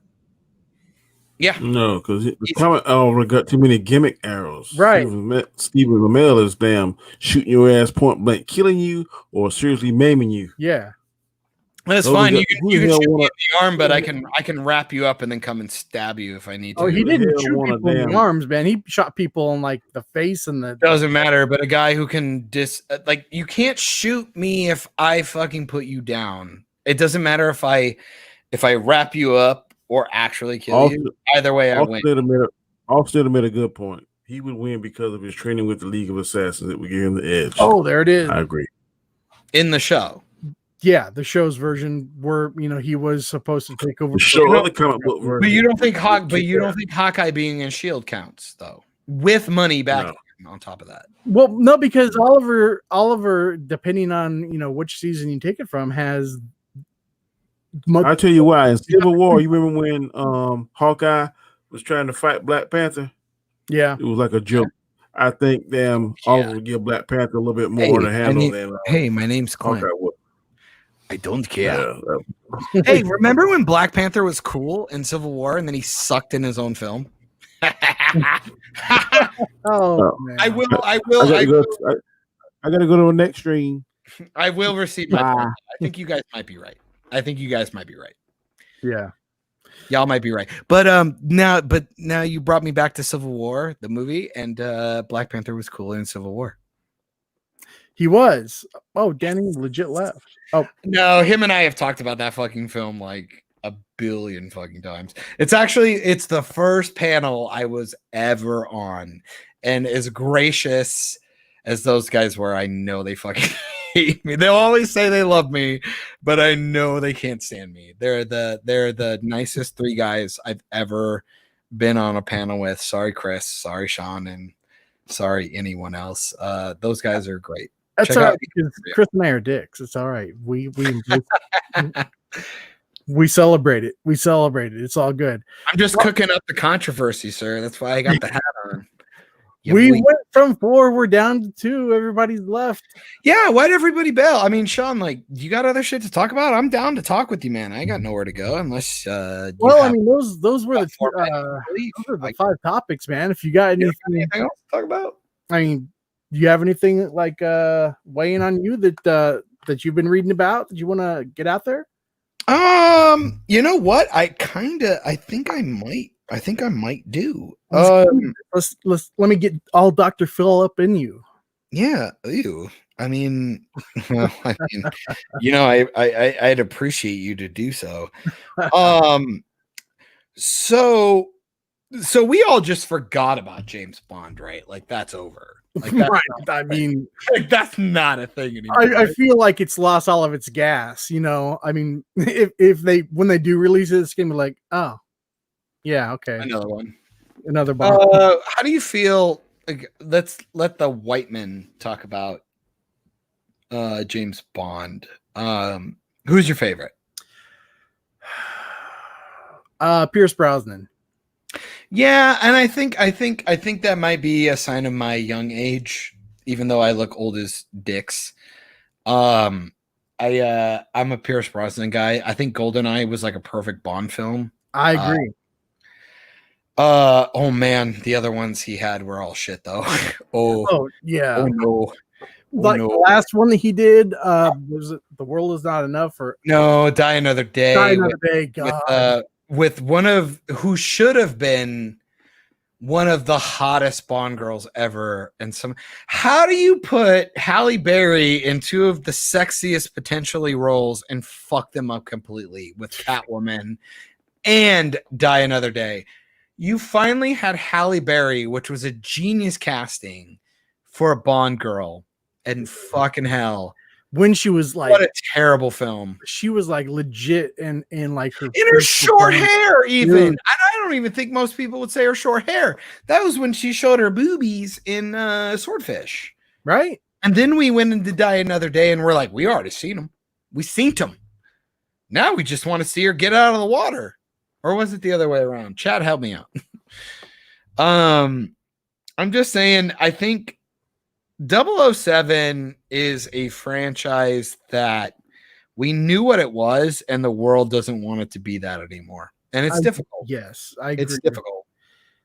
James Bond was always a man, you know, on the prowl, you know, like jumping from woman to woman. He was a womanizer, you know. He was, All right. and it was cool in the 60s, you know, it was cool in the 80s, it was cool in the 90s, but all of a sudden you can't do that now. So Austin, Sean Austin, Johnstonator. How much time you got, Sean? Oh, I got like all night. We have a dude in the chat. Can we give him a link? Yeah. I'm dying to talk to him. He finally gaslit me, and I would love to know both of your opinions on this, because this is a film that I have to fight a lot about, and then followed by a film that I fight a lot about, and I'm curious about both of your opinions on it. Cool. All right, Austin, I just put the anybody who wants to click that link. Yeah, come in and yell at me. Do your best. Yeah. I'm a good man. I swear to God, I'm a nice man. I try to be a nice man. Yeah. Otherwise, I'm just gonna have to start. Austinator, if you want to come on in, I think John wants to talk to you. I do. I very much do. I'm very curious. He's so or she. I don't know. Again, second time. I don't want to assume you're Austin. Don't you assume Austinator's gender? Don't you We do it? know. And Sean, to yourself, my dude. Shout out to your beard. Are we just tired, or like the razor ran out of battery, or what happened? The razor head is actually just getting dull, and I can't replace it until tomorrow. No, that's fine. Shout out to head. Also, the 3D Superman behind you. That's a new thing. No, I've had that forever. It's a So me not paying attention. Yeah, it's just a nightlight. That is dope. Yeah, Amazon. dope. Yeah. So man, you should have been on the stream yesterday, because we were ranking the top 5. Yeah, I saw that. I've had a bit of a rough week. I needed to Austin, I needed to have a couple of days. Well, the reason I mentioned it is because, you know, I picked I was having an internal struggle, because 2 in my top 3 were from Doctor Who, you know, The Silence and Weeping Angels. Weeping Angels will always be the best villain ever made. Because they can erase you from all time and space. In TV. Well, no, they're just creepy. Oh, the Austinator's here. What's up, Austinator? Hey! We got you on. I'm excited. We're gonna pretend your phone works or your. Now it's just like Spider-Man staring at us, judging us without any The voice. fact that the eyes are glowing freak me. I know, and there's no voice at all. It's just like, Well, so obviously, Austinator's having some technical issues. So I'm gonna read a couple of the little chatty chats that he has. He or she drops on and gets up my butt with great questions. Let's see, where did I get a little pissy? You could say the same thing about Tom Holland's Spider-Man because he's great in Civil War, but he sucks in his solo films. Oh, wow. That is a hell of a statement. And they are very strong, and I would like to figure out if that's a dig at Tom Holland, if that is a dig at Civil War, or if that is a dig at his solar films. And either way, I have things to say about each, and I'm very curious of what you think and why. It's a dig to his solo films because... So Homecoming and Far From Home. Yes. Okay. Now, here's the thing. I don't think they're bad films. The problem is with those films, however, is that the reason why Spider-Man is Spider-Man is that, with great power comes great responsibility. You have the Uncle Ben stuff. I'll give Homecoming this. They don't show Uncle Ben's death. They don't show the origin story again, which is fine. Mm-hmm. But I would have appreciated it if they showed like a flashback or something with Uncle Ben and Peter talking. Say like Uncle Ben sitting him down saying like, hey, with great power comes great responsibility. And with Homecoming, they just make Peter Tony Stark's sidekick. And they don't really give Peter a reason to be Spider-Man. Okay, so let me go with those. So it's important for you to know that I hate Far From Home. I think it's a shit film. I don't think it's good at all. Well, I think it's overrated. I just don't think it's good. I thought it was good the first time I saw it, but I saw it again when it became on. It's contrived and sad, and I was like, "Wow, this thing is absurd." I couldn't finish it the second time, but I think Homecoming is the one that we need to fight about because I have to say I'm sick of these arguments. The only people who don't like Homecoming are people who are just obsessed with the comic books and think that he's just a Iron Man protege that didn't have an arc. Those are my two biggest arguments I hear consistently. Again, I don't go with the comic books because I do like some of the Spider-Man comic books. Huge fan. Obviously, I'm old as fuck. Grew up with the 90s cartoon. Totally get what everybody's talking about. My deal is, what did you think about Spider-Verse with Peter B. Parker talking with Miles Morales about, the Uncle Ben stuff and all that? What did you think? I think Spider-Verse was a good film. Mm-hmm. I don't know if I would necessarily call it my favorite Spider-Man movie. I would maybe say Spider-Man 2. But I would say Tobey Maguire. Spider-Man 2 is a solid choice for sure. Well, I'm saying Tobey Maguire or Andrew Garfield. When you say Spider-Man, if we're talking about a good Spider-Man, then I would absolutely say Andrew Garfield. But as a Peter Parker, you really think the Andrew Garfield Spider-Man's like the better Spider-Man? Well, I think it's because Andrew Garfield is more snarkier and he is more. I guess agree in a with sense that, but he had more of the quip. You think that's the better movie, or are we like what? No. I think Tobey Maguire has two of the best Spider-Man movies with Spider-Man, Spider-Man 2. Spider-Man 3 is complete trash. I don't think it's a good movie at all. The first Amazing Spider-Man movie is a good film. I don't think it's necessarily the greatest thing ever. I do enjoy it. Amazing Spider-Man 2, I don't think deserves the hate it gets. But yes, there are major problems with that movie. I think there's too much going on in it. I think some of the villains are done horribly.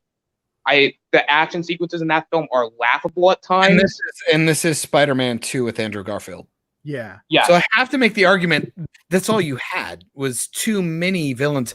I think the best part of that film is the ending.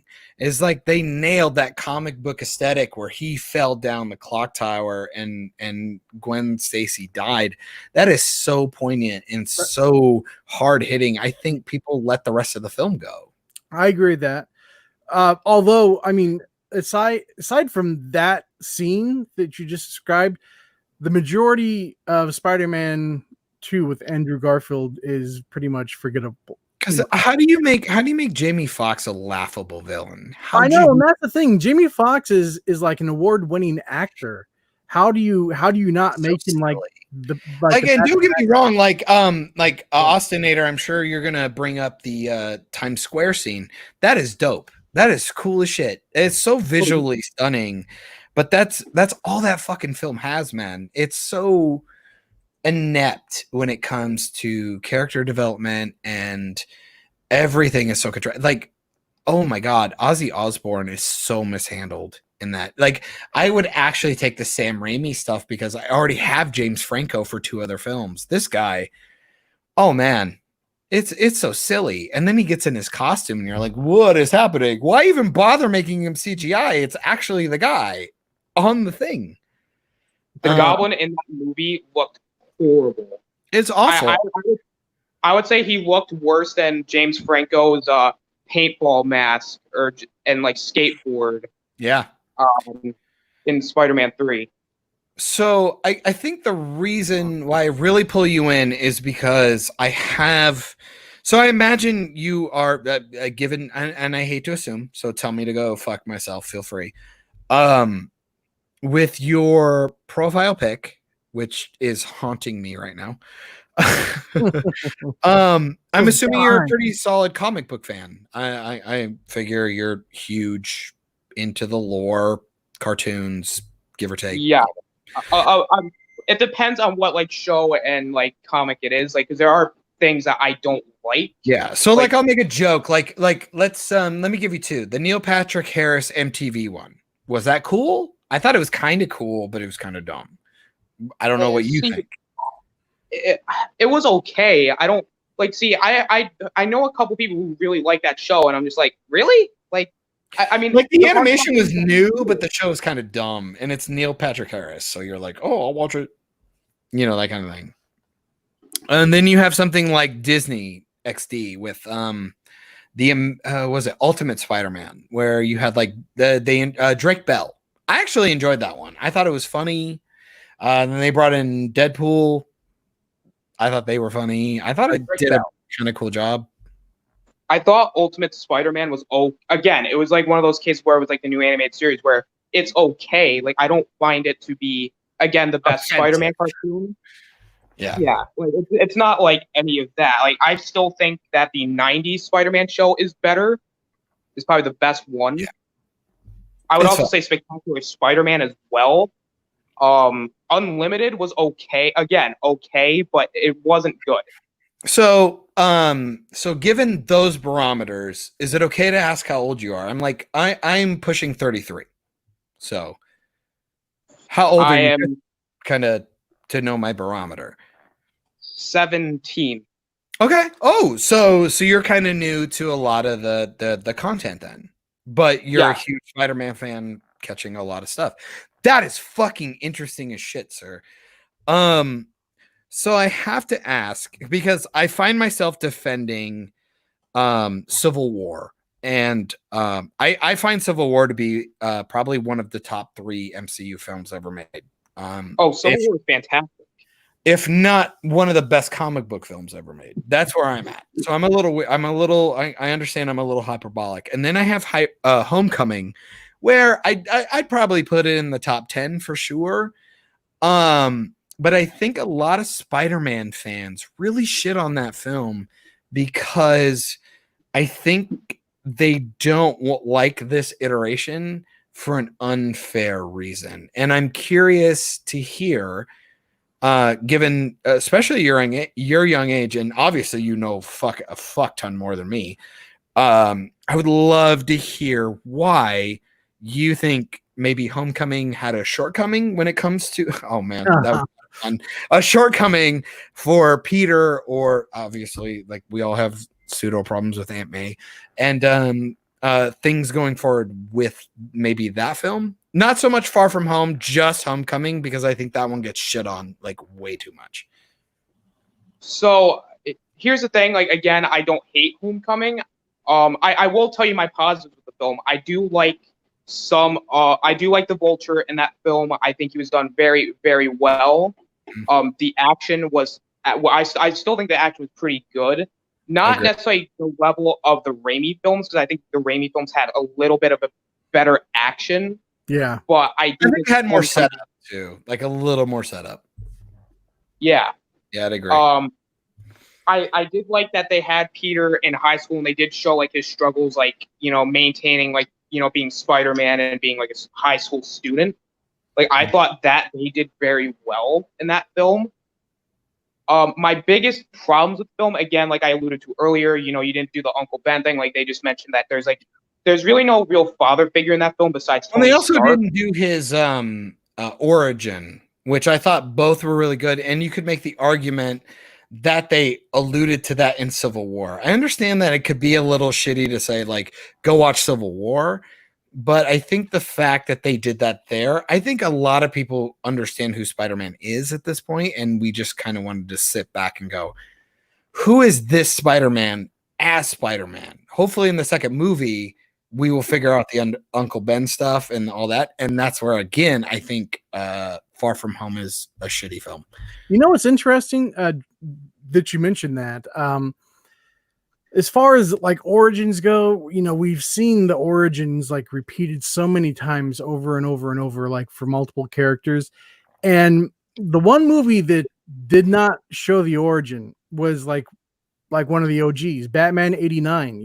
It didn't show the Wayne murder. But every Batman after that can't fucking help. But this was the first one. If anyone should have shown that origin, it should have been that one. Except they pulled a misdirect, and the people walking down that alley you thought were going to be the Wayne. Yeah, but this is where you got to be careful, because then people watch like shit like Joker and they go, "Oh, you did the Batman thing," and I go, "I'd fucking argue Joker did the best fucking Bruce Wayne, Thomas Wayne, Martha Wayne death ever of any show." Like, I actually gave a shit about what happened. I'm just saying that's just me. Yeah, but that's neither here nor there. I'm a procrastinator because I want me some Spider-Man talk. Yeah, I want me some Spidey. I was just trying to say that I think the origins are overdone. I think that's probably why they didn't do it for Spider-Man. Everybody understands for the most part. My whole thing is that people want that, but we've heard it. We got it in Civil War. When you can't do the things that I can do and you don't, then when the bad things happen, and like we had Tony Stark, we had it. We got what we wanted and we moved on, and he did it with Ned. And some people would say, "Oh, it's a cop out." It's like, I don't want to see him die again. I'm like, I'm so fucking sick of it. I just don't want to see it again. If they give me in the second film with a flashback, I'm down. But guess what? They dropped the ball again. The second film is shit. It's shit. I'm sorry. Far From Home. You think that's Disney meddling, or do you think that was Sony? No, I think they had too much to do. Good luck after Endgame, man. There's no way that film was going to be good. There's just no way. There's no way. Sorry. Well, it's kind of like the same situation with Ant-Man and the Wasp after Infinity War, is that I went into it like, oh, this is not going to be good, because you can't top Infinity War. Once you get them out of the quantum realm, like, where are you going? Like, that's what you used them for, was to introduce that. And your fucking films are so uninteresting. Who cares? You're Iron Man 2. Like, that's all you were. No, that's true. That's all Ant-Man was. Ant-Man was Iron Man again, and Ant-Man and the Wasp was a big fucking meme. Like, sorry, your fucking trailer had Hello Kitty dispensers. Like, I get it. You're awesome. If you had Edgar Wright do it, maybe I'd care about your characters. But I still maintain Paul Rudd should have died in Endgame when it blew up in his fucking face. Endgame sucks, by the way. I'm one of those people who think Endgame is a piece of shit. So, good luck convincing me anywhere. So I think I'm with you. I think like for like the memes are great. Don't get me wrong. The memes or are like a great summertime popcorn, big fun movie. Then yeah, it was a lot of fun. But as far as having like actual content that means anything, no, it's a piece of trash. The script can be picked apart. Before I throw it back to Austin, I gotta say, I feel like Infinity War was our Empire Strikes Back, and I feel like Endgame was Revenge of the Sith. Ooh.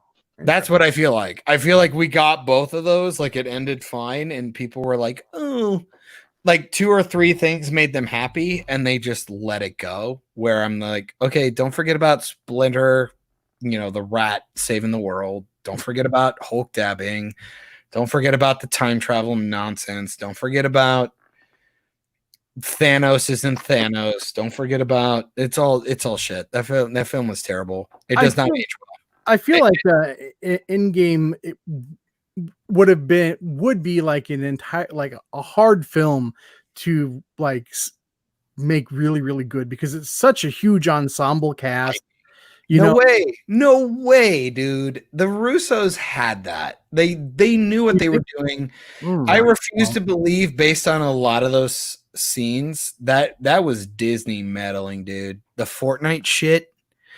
You have Fortnite in Rise of Skywalker. You're telling me that that's not random? You got Hulk dabbing. You got the A-Force scene with all the ladies. You got Captain Marvel coming in ruining shit. I legitimately thought Captain Marvel was gonna kill Thanos. I was like, oh no, please don't do this. Like, please don't. And then when he fucking chucked her across the room, I'm like, I started cheering. Oh, man. thank God. Oh, thank God. What was interesting is that's the Captain Marvel stuff for Endgame was shot before Captain Marvel was ever shot. So yeah, and her stupid fucking hair. Yeah. And then they give her the fucking the gems. They're like, take these back. It's like, what do you mean? She doesn't know anything that's going on. She just showed up. The show is stupid, dude. The movie's terrible. Go back and rewatch it. Movie. It's a terrible film. I'm sorry. Anyway, it wasn't a feminist film like the co-director said. They said, "Oh, this is going to be a feminist film," and Chris and I went to go see it. And we're like, "This was a bad film." Endgame sucks. Feminist. Time shit is wrong. It's shit. It's a terrible film. Yeah, I'll fight people. I have a 6-hour cast about it. It's a fucking shit film. Anyway, Austinator, what is your hot take on Captain Marvel? Captain Marvel. Oof. Captain Marvel. Oh boy. I was trying to talk about Homecoming. Homecoming is an underrated film. Let me get my shit done. All right, go ahead. Peter Parker is not a fucking Iron Man protege. Fuck that. Fuck off with all of that shit. I'm so sick of this. He doesn't. Another reason why Far From Home sucks. He should have made an Iron Spider because he had the material, fine. But when I'm talking about Homecoming, he did stuff against Tony Stark's wishes. He did it. He failed. He got fucked over. He's Spider-Man. He's Spider-Man. 100%. He is Spider-Man. I don't care. I'm so sick of it. Even they're like, oh, Tony saved him. He saved him once from death. And that was when he was in the water. And even then, I go, it was a fail-safe. Let's work with that. Other than that, he was on his fucking own. And he even gets schooled by Tony. And it's insane. Oof. People who tell me that Tom Holland's Spider-Man doesn't go on a character arc in that film, you're a liar. You're lying to yourself because you like the comics too much. Chill out. Interesting. That's where I'm going to go with that. And you can fight me on that. I'll fight anybody on that. I get that he's not like taking photos and being crazy, but he gets put in his place. He gets put in his place multiple times in that film. And he damn near dies multiple times, and he's told not to do the things he should do, and he fights against that because he does not care. He wants to be a hero. End of discussion. Really quick, I have to go over to the chat. Missy D asks how come they get DC cartoons better than DC movies? The cartoons obviously care about their characters. It's easy. It's closest to the comic book too. You know, Justice League and Justice League Unlimited. Oh. Teen Titans. They are fun and whimsical while being beat up, and they're scary. You watch people die. Go watch some of the DC animated stuff, man. One of my favorite ones is DC Doom, where Batman has a fucking contingency. Yes, for everybody in the league. It's absurd. Justice League Doom is great. What was that? I said Justice League Doom is great. Yeah, absolutely agree. What'd you pick for another one? I mean, some people talk about Flashpoint. It's one of the first dark ones that I really like. I really hate the new ones, like Dark Apocalypse or whatever. I think that's gory for the sake of being gory, but I felt Flashpoint was like one that was just like, Barry, you fucked up. Here's how bad it can get. And DC just wants to go dark. They can't help it. They want to murder people for some reason. They're just sick, and they're just sick writers. I wish they would go back into the animated DCAU. I think there's a little more to explore into that universe. You know, with Batman animated series. I just love the 90s. Well, I mean, that went all the way up through Justice League Unlimited. You know, that's what I'm saying. We talk about the humanity of people. I mean, even look at like Barry. One of my favorite episodes is when Barry's asking people to come and hang out at Flash Appreciation Day. And he's hanging out in a bar with his baddies, and they're going like, "Come on, calm down. You don't got to beat him up." Hey, you're wearing the suit again, trickster. Yep. You turn yourself in. And it's like, it was neat to see this dynamic between him and the other villains who want to crack heads. And I get it's a little cartoony, but it's a fucking cartoon. I think they lost their fun. I think DC wants to be this melancholy, I don't know, dreary bucket of bad. I don't know why, but apparently they want to. I just thought Superman was like, he's the Boy Scout. He's a symbol of hope. What happened to that? And we got to see a little bit of that element in Superman at the end of Justice League. Austin, don't be scared. You can talk, man. Yeah, please. Oh no, I was just waiting for you. Because I want to be polite. I want to let you guys, do your thing while you're conversing. But I was going to bring up another animated film that I think is really, really good. And I know some people might consider it overrated because it is talked about a little too much. Mm-hmm. But I think Dark Knight Returns Part 1 and Part 2, absolutely great. Mm-hmm. Yeah, they're good. They're good. My biggest beef, and if this is my biggest beef, then I'm good, is the Peter Weller as the voice of Batman. He's always going to be RoboCop to me, and I'm kind of there too. I had a problem with that when he came into Star Trek too. That was If they would have, for me, if they would let Kevin Conroy do the voice like forever, I would be okay. But I understand that they can't do that. But if they would have picked like almost anybody else besides Peter Weller, I would have been like all in on those two movies.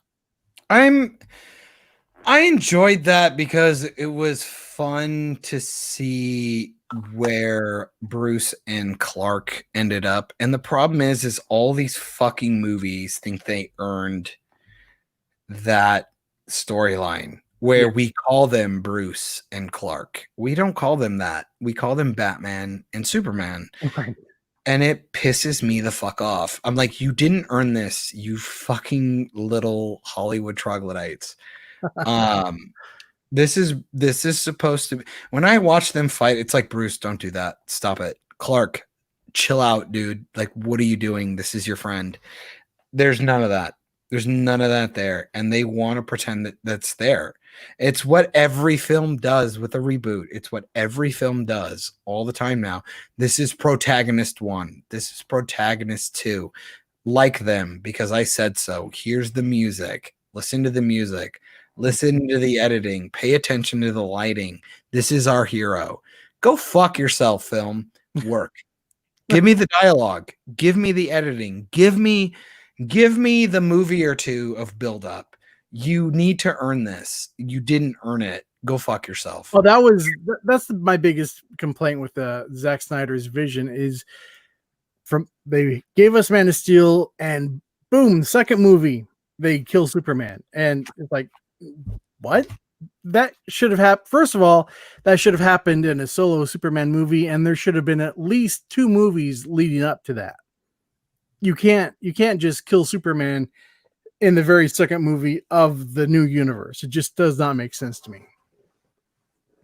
I mean, it's one of those cases where the animated films are better than the live action films, because when they killed off Superman in the animated universe, it took like I'm gonna take a wild swing here and say like 9 movies at most to kill him off, which I think they did it, and they kept him dead until I believe Reign of the Supermen, where they brought him back. So at least they did that. I do agree that I did not like where they killed him off in BVS because it made no sense and it was just too early. Yeah, and so I mean, we're gonna get the Snyder Cut, released sometime next year, and maybe it'll make more sense why Zack Snyder killed Superman in the second film, in his entire series. Maybe it'll make us more confused, but I don't know. All I know is, like, if you don't kill Superman in the second movie in the universe that he's in, you just don't do it. It just makes no sense. Zack Snyder is just one of those edgelords. Like, he thinks he's, I don't know, he just thinks he's cleverer than more people. And just watch some of his films, man. He's so pretentious. It hurts my soul. It don't get me wrong, he does beautiful shit. Like, again, it's hard to argue with Watchmen. Like, he did something really awesome, but I'm not a DC fan, so I'm sure that film pissed off a lot of people, but made them really happy. Like, it was come to life minus the squids. I'm just saying, like, I think it's difficult. Like, you have an issue where you watch the film as a fan. And I've lucked out. I don't watch a lot of the films as a huge, I saw this comic. I saw this one. I've seen panels. Like, I'm a huge Kevin Smith fan. So, like, I've watched, what was it? The Comic Book Men on AMC. Oh, that was a great show. Love that show. I see panels on there. I watch Comic Historian. I watch all these people on YouTube. I love a lot of people who, like, break shit down for me. My deal is that I have to take the film with what they give me. Yeah. And feels like lately Star Wars is a great example. Don't fucking tell me your shitty film can be better if I go read 40 comics afterwards. Yeah, I know. No, I agree with that. There's a difference between that. Yeah, and there's a difference between that and then 40 comics that came before it. Because like Comic Chats is a great example when we talk about Black Panther, where I watched that and I go, the film sucks though. Like, they have a lot of issues, but if it was good, then I could go back and read the comics and go, oh, they had an Easter egg here, an Easter egg there, a thing there, and a thing there. And I'm like, oh, man, you did your homework. And I go, man, these people just did not give a shit. They just made whatever they wanted to make. And they were like, all right, let's just go. Kevin Feige, I mean, for the most part, the man has done a phenomenal job. But lately, the MCU has been getting sloppy. Oh, yeah. And I think that's Disney. I think that's Disney meddling. I refuse to believe half of that shit that happened in Endgame was not Disney. That A-Force scene. Oh man. Talk about force. I know. More like forced it into the movie. You know what I'm saying? Ooh, man. Yeah, hold on. Ooh, boy. There you go. A-Force. After that scene, I am not excited for an A-Force movie at all. No. No, I agree. I mean, I'd watch it just because I like a lot of those characters, but man, it's just like, could you not? Could you chill out? Like, I get it. Well, first Like, of as all, long as Captain Marvel isn't in it, then I am perfectly fine with it. So you hate her too. That's awesome. yeah, Yeah, boy. the same thing. Yes. So Austinator's still my friend. If I like it were anyone, see, Brie Larson burned a lot of bridges, and her movies suck too. Like, I might have given it to her if it was a good film, but she sucks. But opposite of that, if she would not have said all the crap that she said, and had the diarrhea of the mouth, leading up to the film, and the film sucked, I feel like a lot of people would have just maybe been like, it was an okay film. Totally disagree. This is something that we have to go all the way back to the beginning of what we were talking about. You should be able to dissipate or what do you call it? Separate artist from their art. But calm down, because I can get canceled if you fucking jump in on me here. I understand. We talked about Kevin Spacey. There is a thing. We have to deal with it. But again, there's a difference between somebody doing a fucked up thing and making more films than I support it versus like they made it. And it's like, come on, guys. I'm going to watch Seven again. It's a great film. It's also got Morgan Freeman and a bunch of other people who worked their asses off to make a classic fucking film. True. Just because Kevin Spacey's a gigantic piece of shit, I'm not going to watch it again. That seems so unfair to everyone else. If they hire him knowing what he's done, that is so fucking different. Good luck to those people. But that's what I'm saying. It's like there's a difference between tweets and touching little kids. I'm just saying. But people still go to Catholic church. Oh no.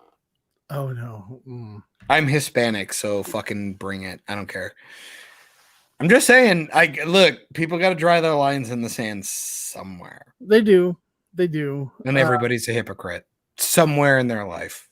I mean, at the end of the day, these debates. Sorry, Austin, I didn't mean to. You shut up. You know what we're doing. Hey, look, I took no offense to it at all. I'm glad you're here, sir.